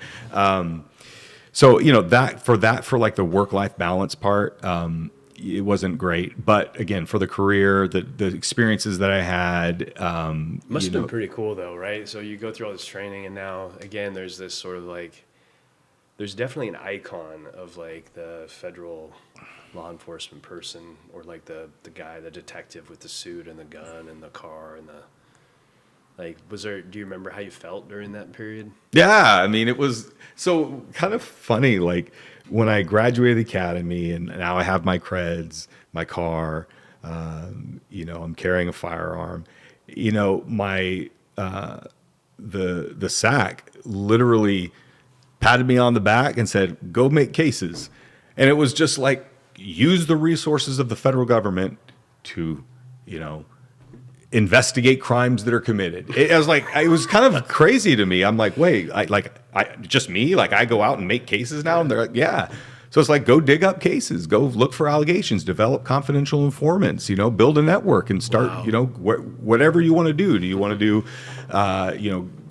procurement fraud? Do you want to do, you want to focus a little on the data mining and seeing, what systems that you can build to have indicators of fraud, then go out and investigate them. And so it was cool. So I kind of got to build my own little systems and I'm a data nerd at the end of the day. So I kind of did that a little bit and found some cases and just went and made cases. And it was a lot of fun. These aren't people making allegations or like giving you tips. You're just going to find them? Yeah, well, we had tips constantly coming in. We certainly had tips coming in, but and you get pulled into the cases, right? Or it's your week that you have duty for all, the hotline. Any tips that come in through the hotline, you got to kind of work them up a little bit, do like an initial pre-investigation, if you will, to see what statute applies. Is there credibility to this allegation? And then on those, if you pick them up, they come in on when you're on duty, then, those are your cases. So you get stuff like that, but especially at the beginning, you don't have a caseload yet. So it's like, go do whatever you want and use your training and your experience to, find, cases. And so that was really interesting. It was a lot of fun right at the beginning. It was kind of cool because GSA handles all government purchase cards for the entire federal government. So fraud is always being committed on these cards. And we had a database set up that looked for indicators. And it's a great way for an agent to cut their teeth on, conducting investigations from, initial, tip to, going to trial, because they happen so often and they're kind of cut and dry cases. It was a great way to get your feet wet there. But yeah, so one of the cases that came out of GSA OIG, and we spoke about this a little bit previously, but we had an American contractor who sold IT hardware to the DoD. He had a business that sold this equipment to the DoD. And he's approached by a Chinese national, ends up marrying this woman, and she is an intelligence officer. And she is basically putting malware on these computers and this IT equipment, switches, routers, et cetera, that are going to be sold to the Department of Defense. Luckily, there was already a watch on this individual, and these things this hardware never got into the system. But, that's a type, this supply chain integrity, that's kind of within the purview of GSA as well as all procurement fraud. And did you end up having to bust this woman in the whole? I worked on it with a number of other agents. Yeah. And how deep did that go? I mean, was she was formally trained and sent over and married this guy to get that done? That side of the house was kind of handed over to the intelligence community. But she and her husband actually ended up being prosecuted. And wow. Yeah. So her husband was in on it. Yeah, he had a part. Yeah. Wow. You hear stories of that. There's I've heard other stories of specifically women marrying guys and Chinese women. That's like a thing. Yeah. There was a case that happened right here in LA not too long ago. I recall hearing about it. Yeah, that's interesting. Okay, so keep going. You did that, and then so kind of cut my teeth there. Kind of was able to use my my forensics, experience and my data mining, analysis, information technology, kind of all of that. Was able to use that VA OIG. And so then after about 2 years, I went to VA Office of Inspector General, and that's the U.S. Department of Veteran Affairs Office of Inspector General, where, there's 600,000 people or so in the world's largest integrated healthcare network. So all, crime and fraud that's committed, healthcare type fraud. And then there's the benefit side of the house. So this benefit, VA benefit fraud. So much goes on in a hospital that, you have no idea. I mean, drugs are being sold there. pharmacies or pills are getting stolen out of there. People are dealing drugs within the hospital system. Never mind, all of the like healthcare like fraud that's committed by outside organizations that are contracted with VA. They come up with all types of billing schemes to bilk money from the U.S. government. So we had our hands full there. But I really enjoyed my time there. I learned a few things about the federal system, and like we had an interesting case where a guy was, he had been in litigation, or just he had an attorney, and they were working with the Department of Veteran Affairs to like get what was owed to him because of his military service. So he ends up getting a check for like $400,000, and his brother takes the check, cashes it or deposits it. And I mean, we have all of this on camera. We have, he confesses to it. We take it to the U.S. Attorney's office, and like, it doesn't meet our threshold. So this guy stole hundreds of thousands of dollars from the government. Oh my God. And he never spent a day in jail. So like a lot of cases that build up. So the brothers stole it from the guy, or the two were in on it together? No, the brother stole it, from his brother, and assumes the identity of his brother and deposits the check, spends all the money. What kind of scenario does someone get $400,000 from the VA? Well, you have, so you guys, so we have, so like Agent Orange comes to mind immediately, Okay, but it's not always that, it's not always from that long ago. Mm-hmm. I know someone who burn pits and stuff like that. Yeah, and maybe they're entitled, under the code to receive 100% VA disability and compensation, and it's been 10 years. Sure. That really can, depending on your amount there, that can equal $400,000, just like that. So they've been in battle with the VA to get it for a long period of time. They finally get awarded it, and here's this money that's deposited. Yeah. So my partner at the time was a former Richmond police officer and or police detective, and he was actually the head of President Biden's security, or Vice President Biden's security before he became president. He was like, when I was a Richmond detective, if someone stole something worth $50 and I knew who it was, I'd arrest his ass and he'd be in jail. But someone can steal $400,000 from the U.S. government and not spend a day in jail and have no consequences whatsoever, just because it doesn't reach the threshold of the U.S. Attorney's office. That's insane. That guy's out there right now. Yeah. He knows he got away with it. Right. Yeah. You do it once, the word gets out. Yeah. But yeah, the case that I'm most proud of to have worked on while at VA was the case of Reta Mays. She was a former Army medic, and Reta Mays. Reta, Reta, yeah, Reta Mays, yeah, nursing assistant at Clarksburg, West Virginia VA Medical Center. She was in the Army. She worked with like an engineering brigade. And was in Iraq, I believe Afghanistan as well. She was a corrections officer prior to becoming, serving in the Guard. She was in the Guard. She's working in Clarksburg, and a team of doctors came together because they had, I believe it was 20 deaths that all of what's called a hypoglycemic event, so extremely low blood sugar. And they knew something was going on. They didn't know exactly what, but they knew something was going on. Were these doctors all friends with each other? How did they find each other? I believe doctors do like morning report or morning rounds. They all kind of meet together, discuss cases. So they were all in the same hospital? Yeah, these are all doctors within the VA Medical Center there in Clarksburg, West Got it. Virginia. Okay, so this is specifically at that VA. Yeah. Okay. Yeah. So, they get together, they gather some data, they submit it via the hotline to VA OIG. God, I wonder what they're... So imagine them getting together going, people keep dying, and now they're like, there's a killer. They know something's, yeah. their worst fears come true, and they have, they believe they I have wonder someone who killing figured people that there. out first within the crew of them, or how they came to understand. I mean, I can see how they came to it pretty quickly because, these guys have been working there again, it was 20 deaths in 11 months.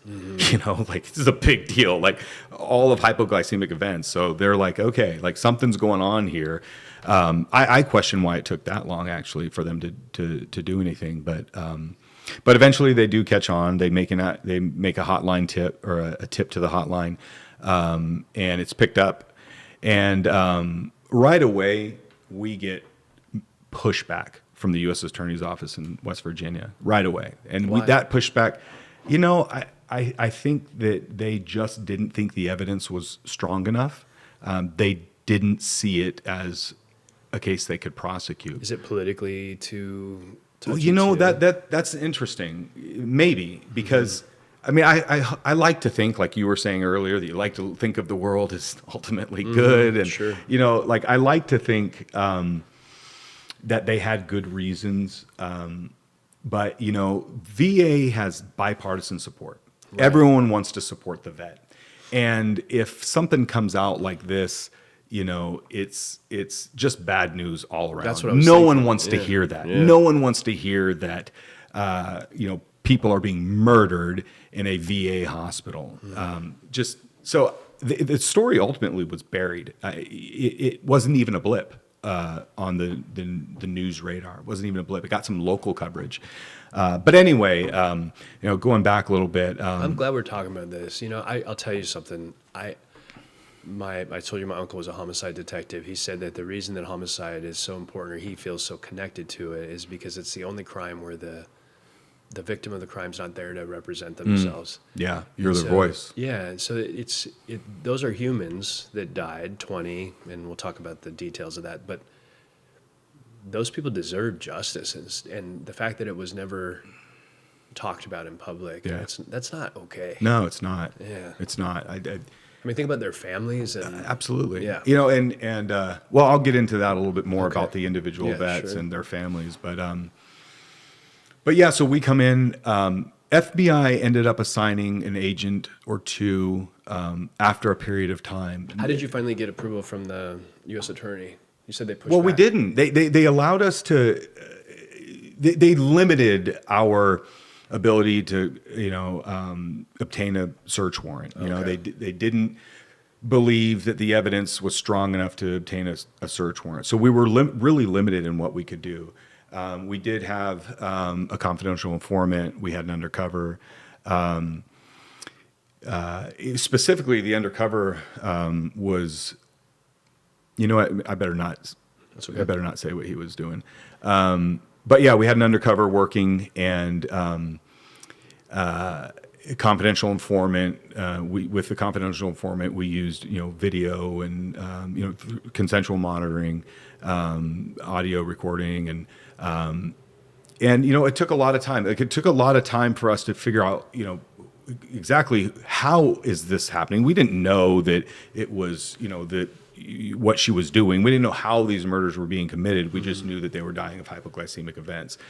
So we had to root through some records and find out exactly. You're probably looking at each patient that died and who was around them at that exact time, and Right. who'd been in contact with them up into. Did you guys have to learn all about like how long it takes someone to go into hypoglycemia? Oh my God. It was Crash like course in yeah. medicine. Yeah, we did. I mean, we had to learn everything about insulin and Yeah. hypoglycemia, and more than I ever would have thought I would learn on this specific So let condition. me ask you this: when you started this, did you think that this was some sort of?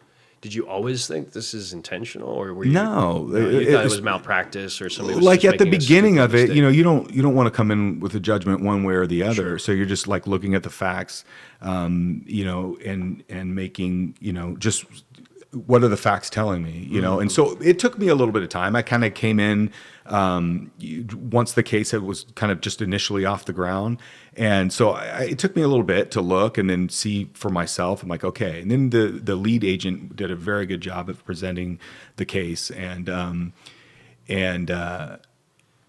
so, after a week or so, I'm like, okay, yeah, I see that it's, it's very likely one of two people. We ended up ruling. Quickly figured out that there was a clear correlation. Yeah, between there were two people that it could possibly be. We ended up ruling out one of them, and that individual ended up cooperating with us in our investigation. But yeah, so Rita, she, in their military service, she was outstanding in her job. She got awards and accolades and kudos from her superiors. She was used to the excitement of being on the battlefield. She comes to the VA Medical Center, and she's a nurse's aide, and all of that excitement. How old is she? I don't recall her exact age, but she's probably 50, late 50s now. What is she? Probably what's her demeanor like? Is she? She's just a hostile, bitter, angry woman. Yeah, it's kind of always her position. Okay. Yeah, not a very pleasant person. Yeah. That must have been crazy though. Like, so when you first realize it's her, and you guys are like, "Oh my gosh, how are you keeping her from?" Well, the hospital ended up firing her. Okay. And I don't recall what grounds. Thank God they fired her, got her out of the ward. But that complicates out of the war. The ward. Oh, ward. Okay. Yeah. But that complicates the case, though, because if she's not in there anymore, you can't catch her. No, but we don't. At that can't- point, we don't want to put anyone else at risk. Sure, Yeah. sure. Sorry, I don't know about how this works. Yeah. Obviously So that makes sense. I think they had an administrative reason that they used to fire her. I don't recall, but I do know that she her employment there ceased. How did you know for sure that it was her? Or Or did you just have circumstantial? It was all circumstantial. Okay. Like we had no You had direct no- evidence. There was no video of her. What was she doing? Just like. Yeah. Sorry, So, and yeah.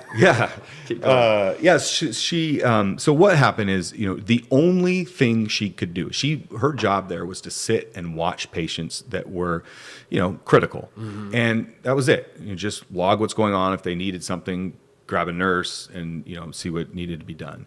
The only medical procedure she was allowed to do was take blood glucose readings. So she could do a pinprick and see what their blood glucose was sitting at. That's the only procedure she could do. And, for reasons that I'll get into later, she happened to be the person that found these patients with low blood sugar, with dangerously low blood sugar.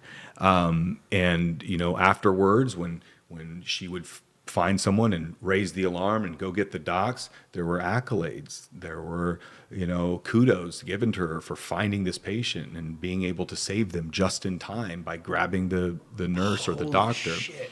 Yeah. So she wanted to make her little job of pricking fingers into a really important thing. Absolutely. I found this one who's really low. Yeah. Let me be the person who knows the signs of someone in a hypoglycemic event. And you put me by them and I'm going to make sure that they live. That's a sick human being. It's evil. That's that evil that we talked about earlier that you don't want to believe exists, but absolutely That does. is insane. Yeah.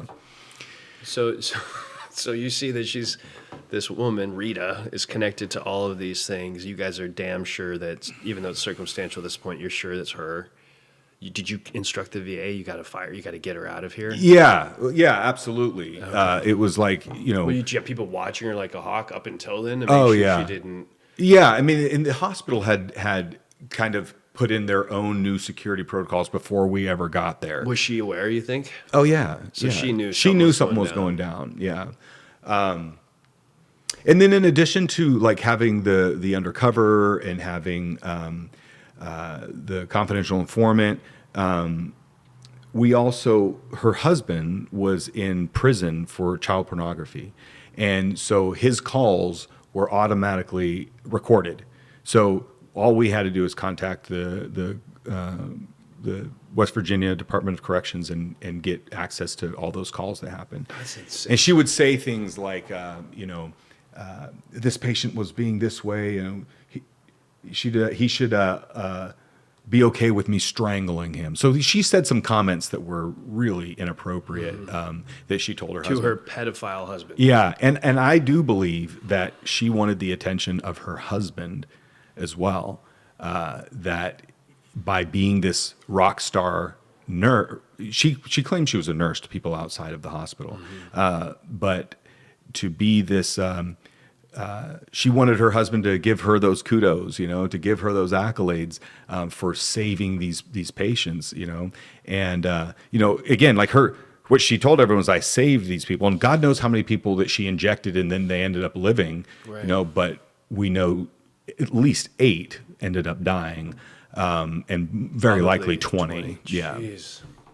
But yeah, so we. How does that not make major news? I don't know. That would be I was so saddened, and we can talk about this now.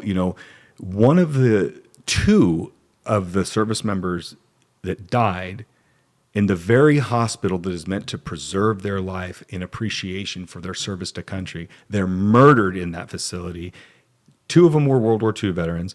One of them survives the Battle of the Bulge, only to die in a VA medical facility, to be murdered in a VA medical center. I hope that woman rots. By staff. She needs to rot in fucking prison. Yeah. Yeah.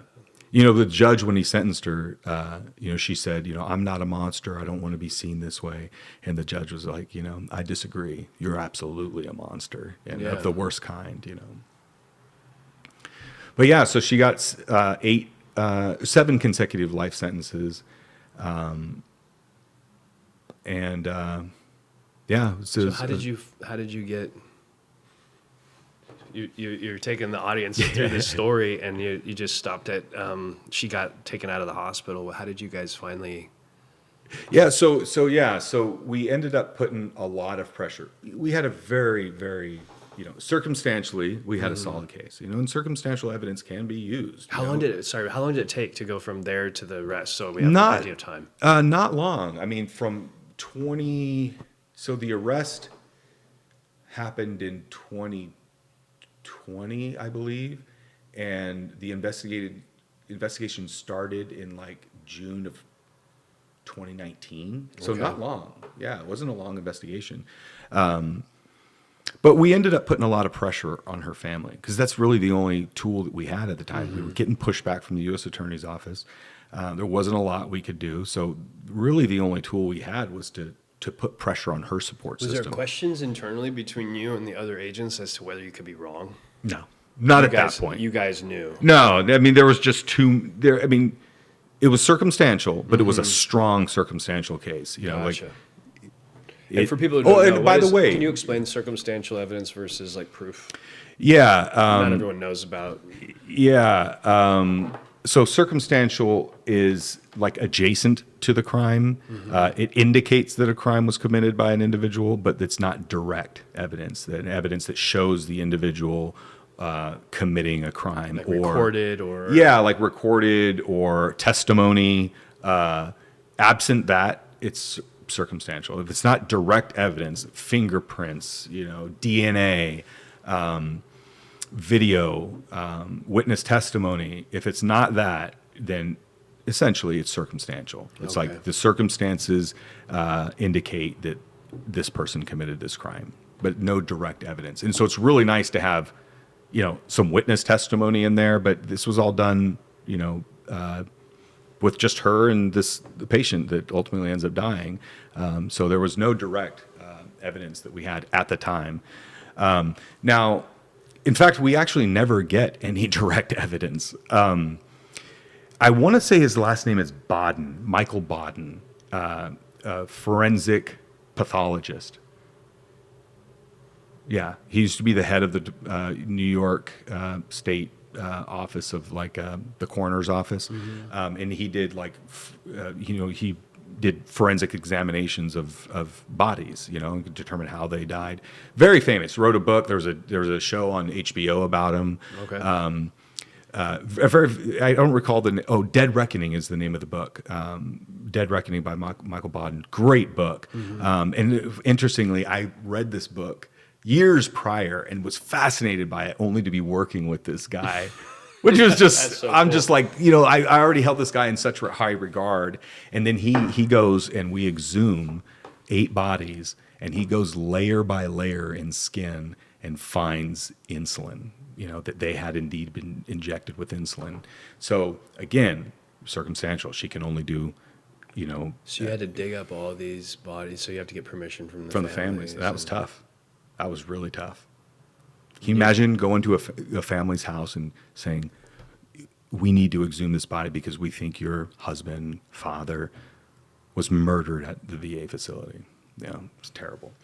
But, That is terrible. I mean, I can't even. Did anyone push back and say no? No.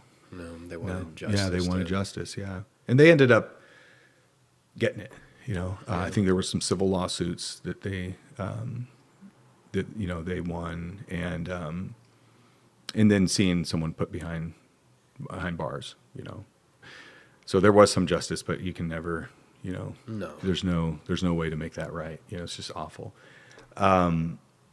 But yeah, so we go, we exhume bodies, find out that there's insulin, find out that although she wasn't supposed to have access to insulin, she did have access there at the hospital. In the investigation as well, we found out that a major U.S. retailer has some of the most amazing security systems it's just absolutely amazing what they have. And we were able to go to them and essentially find that she had made purchases of insulin at this, specific retailer. Isn't that proof?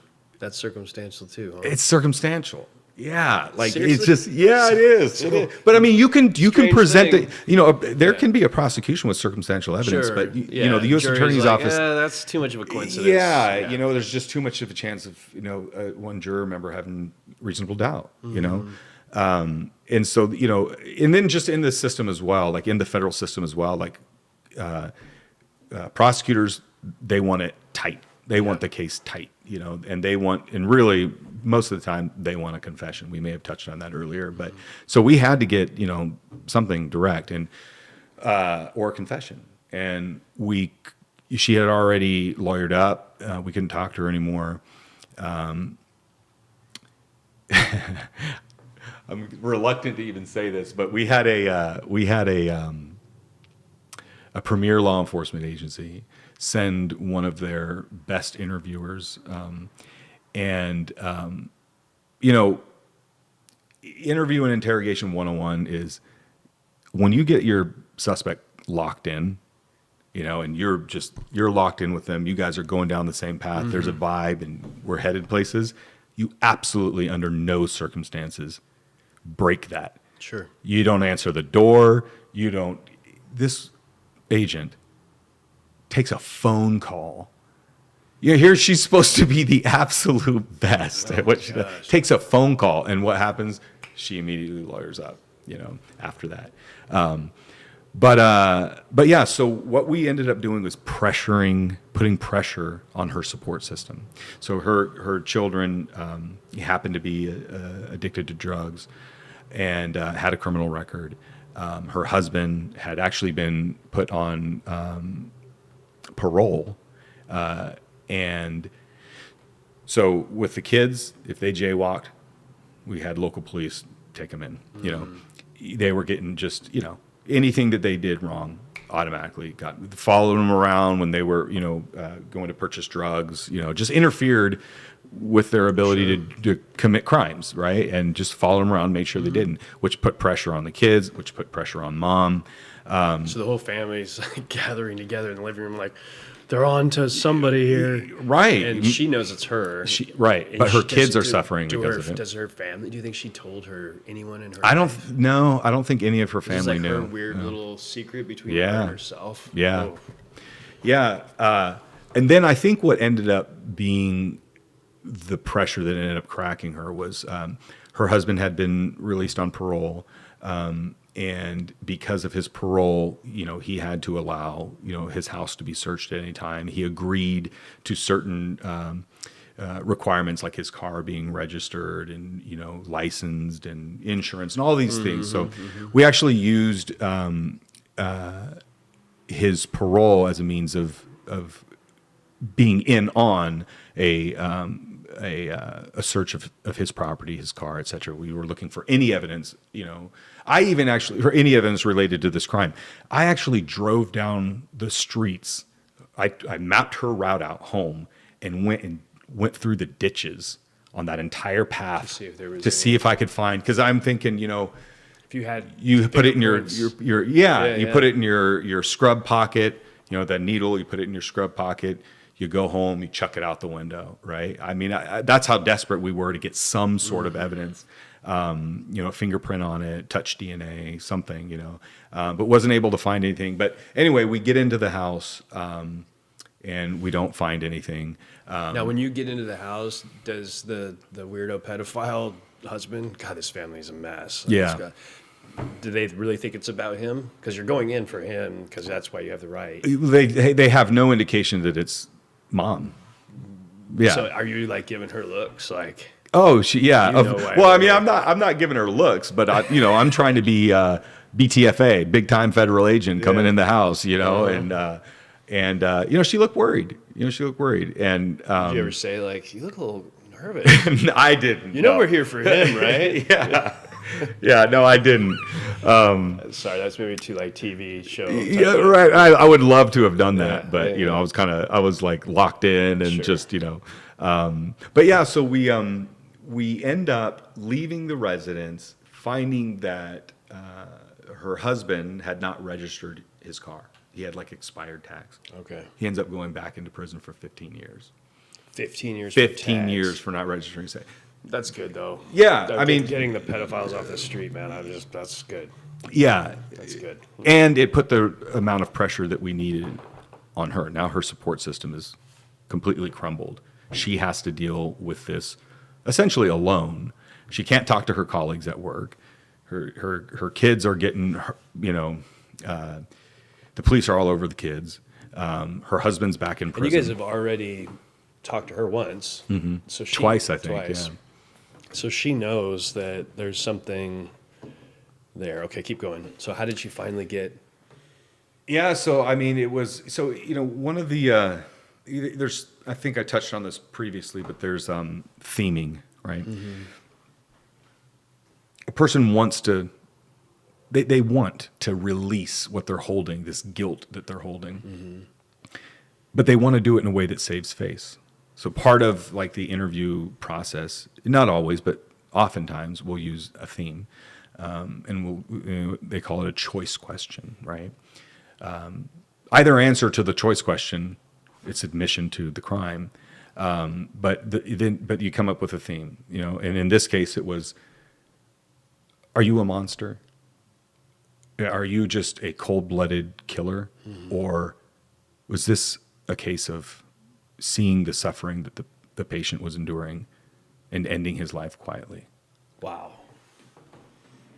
Both roads lead to jail. Both roads lead to, but she, and like most in that position, they want to be able to save face. They want to say, I'm not a monster. I did this because of XYZ. Right. And an innocent person's like, what do you mean?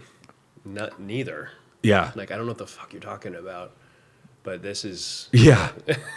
When you're carrying something that big, you want it off your chest. Who came up with that approach? Was that you? No, there was a team.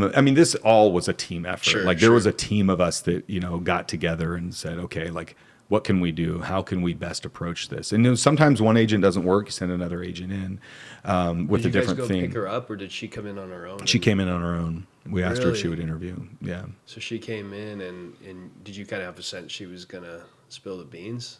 Why would she come in? You asked her. Yeah. You invited her in. Yeah. You didn't take her in. She didn't. I think at that point she just. I think the pressure was too much. I really do. I think that we had applied so much pressure. She was done. She still didn't want. It was tough to go through with an admission and a confession. But you think she's a psychopath? Yeah, I do. Yeah, I do. There's And no that's way to do serial- something that's like that. Serial killer status, right? Because what is the how does it? I think it's a three crimes with the same pattern within a certain amount of time. That is like the definition of a serial murderer or serial killer. possibly 20. Possibly 20, possibly more, but there looks like 20 cases that kind of fit that pattern. How were you able to prove the 7? Because those are the 7 that we exhumed, and those are the 7 that she confessed to. Oh, I'm sorry.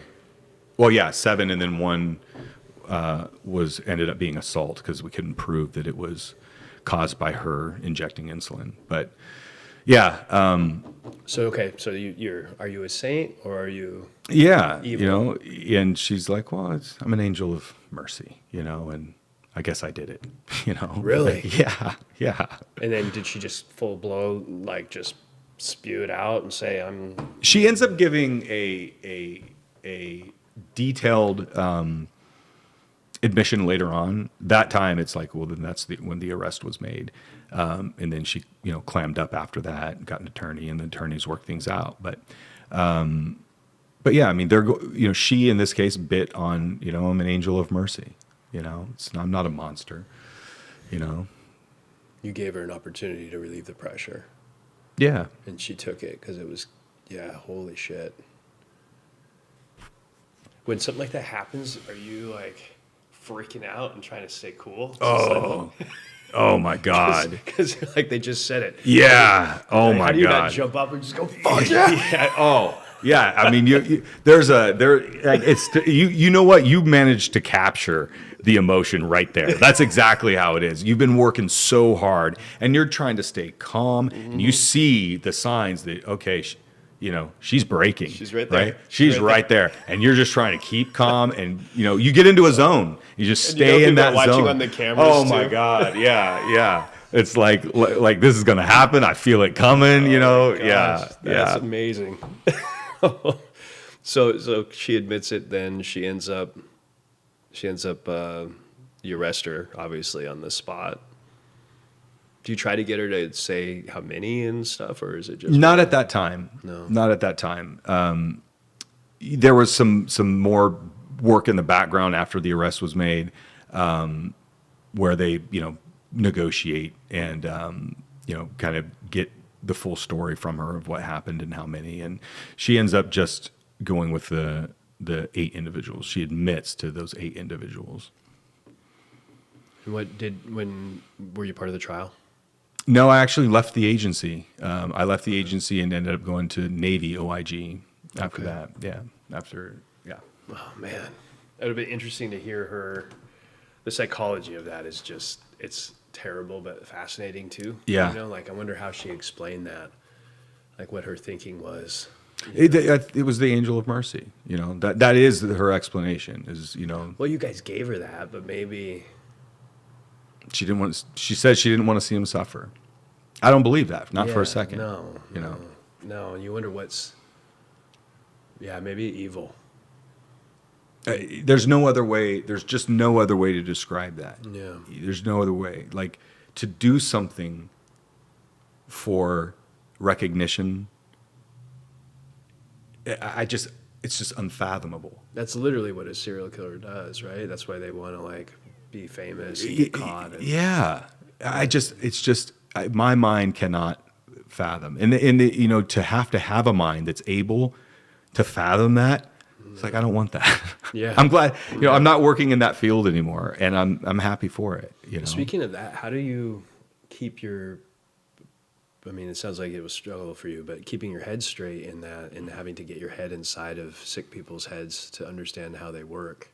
You know what? It's just compartmentalization. I had to become really good at compartmentalizing.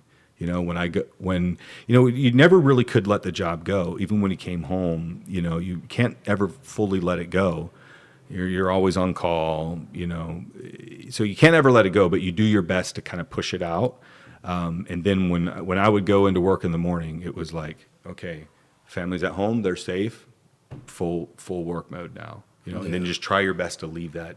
Try your best to kind of leave the majority of the heavy stuff. You get skewed your view of society doing that work? Yes, definitely.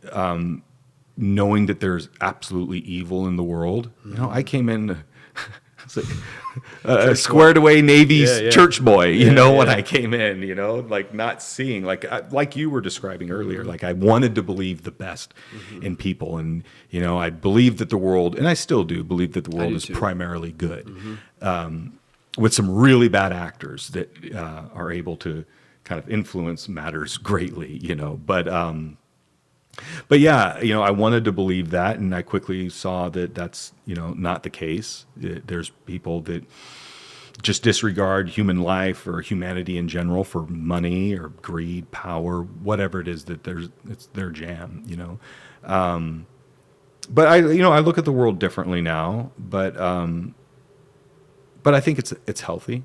I think there's a healthy amount of skepticism now that kind of goes into it. But as far as changing my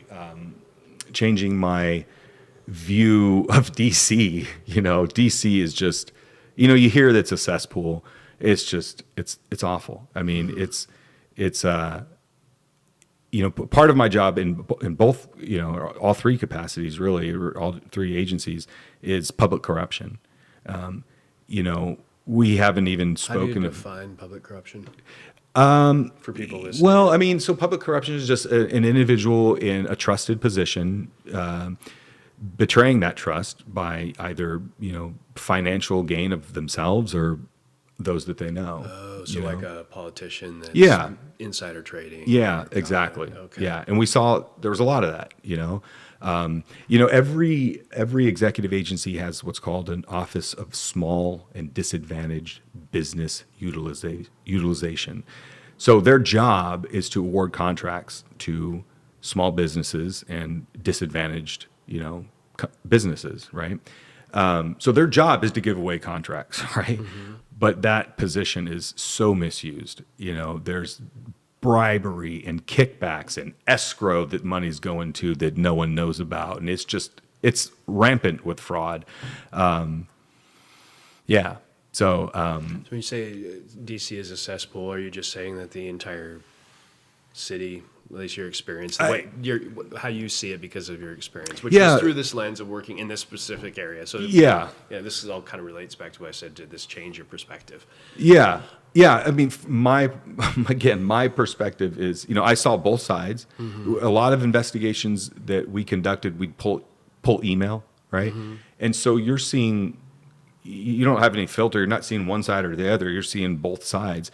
And so we'd see, emails going back and forth on both sides of the aisle, that were just disgusting, In what sense? Like, can you give an example without...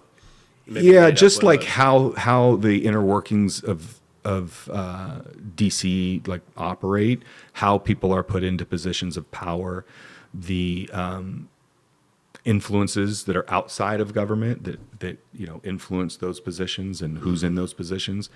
It's awful. One of my bosses actually, something that I don't even want to get into what it was, but something that they happened upon was so disgusting that it was actually leaked to the press, and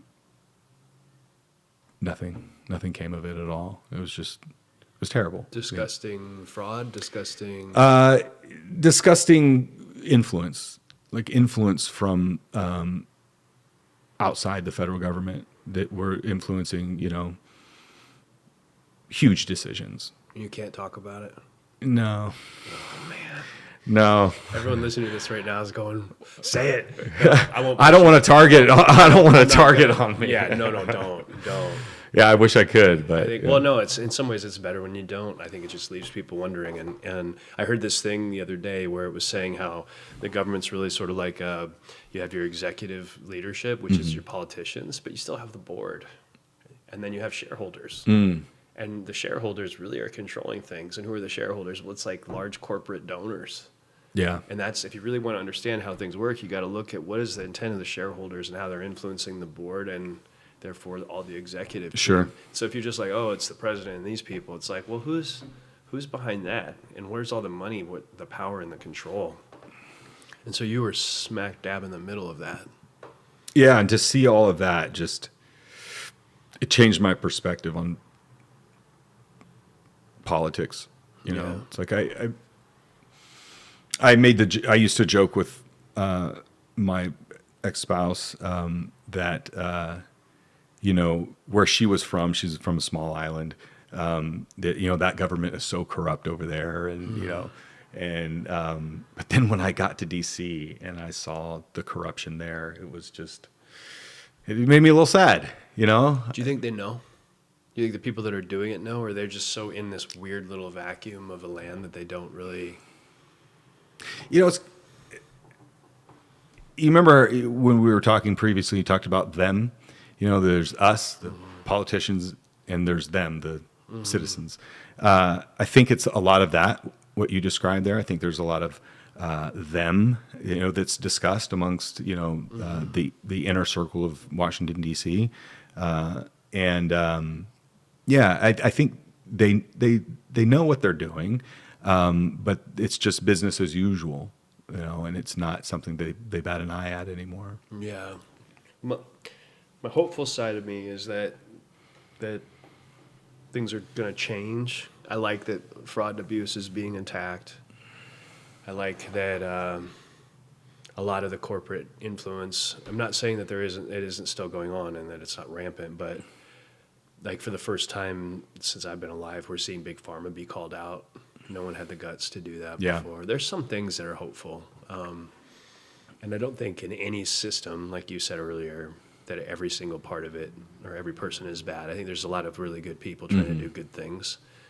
But yeah, it's a totally different world. If you're not used to it, it's shocking. Yeah. It's shocking. Yeah. Yeah. I can imagine. I think the final thought here, and then we'll wrap it up. But the thing I think about a lot is law enforcement officers doing what they do every day and how that changes the way that they see the world, similar to like what you said, like it has an effect. And I think this happens all over the place. And I don't think the public considers the price that you guys pay in terms of how it changes your psyche and your worldview for sometimes very low amounts of money.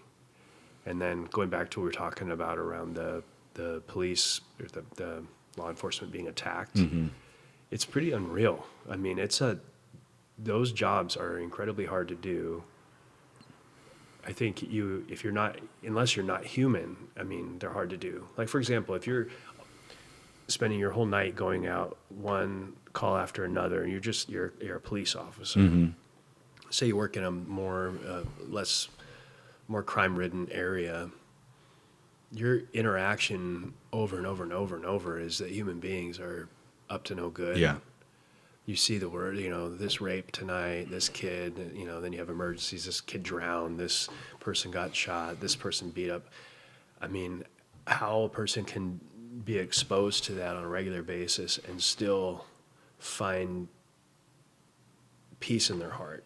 That's a big deal to think about. I mean, as a human, you don't want to give up any kind of ability to have serenity in here. Sure. And police officers are being asked to really let that go. Yeah. To let it be filled with because they have to think about it. They can't shut their head off. Yeah. Yeah, I do, and I'm really glad you're bringing that up because that's a side of things. That's an enormous and difficult job, is to not become totally jaded and shape your worldview so much so that you lose, your peace, you lose your positive viewpoint, or vantage point of the world. That's an enormously difficult job, is to not, just how we said we don't want to label all police officers, right. That we also don't want to label all, even DC, right? And even everything that I saw there, like there's reasons that we need people working in DC. Yeah, like of course. I still believe 100% that we live in the greatest country that there's ever been. I do believe that, despite our difficulties and our disagreements. Like I wouldn't want to live anywhere else. And so yeah, like not being jaded, that's a difficult job. That's a I think that an officer or an agent has to kind of bear that Yeah. on their own. Yeah. You know? That's the thing. It's like, I don't know that I've ever heard any one of you guys really say it. I'm sure they have. But it's like, look, I'm taking on a career. I'm going to spend the next 30 years, and I'm going to allow everything that's bad about this country, all the crimes, I'm going to let them occupy my psyche. I'm going to do that every day. Mm-hmm. I'm going to go home and try to love my wife and my kids.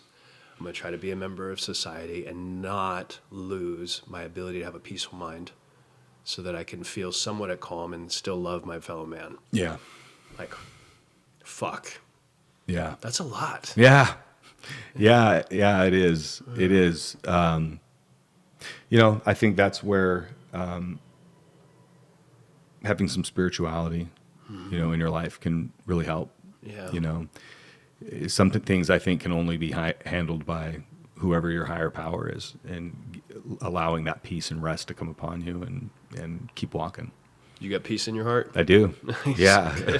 Good. Jason, this has been amazing. It's been really good. Thanks, Justin, for having me Thank you today. very much.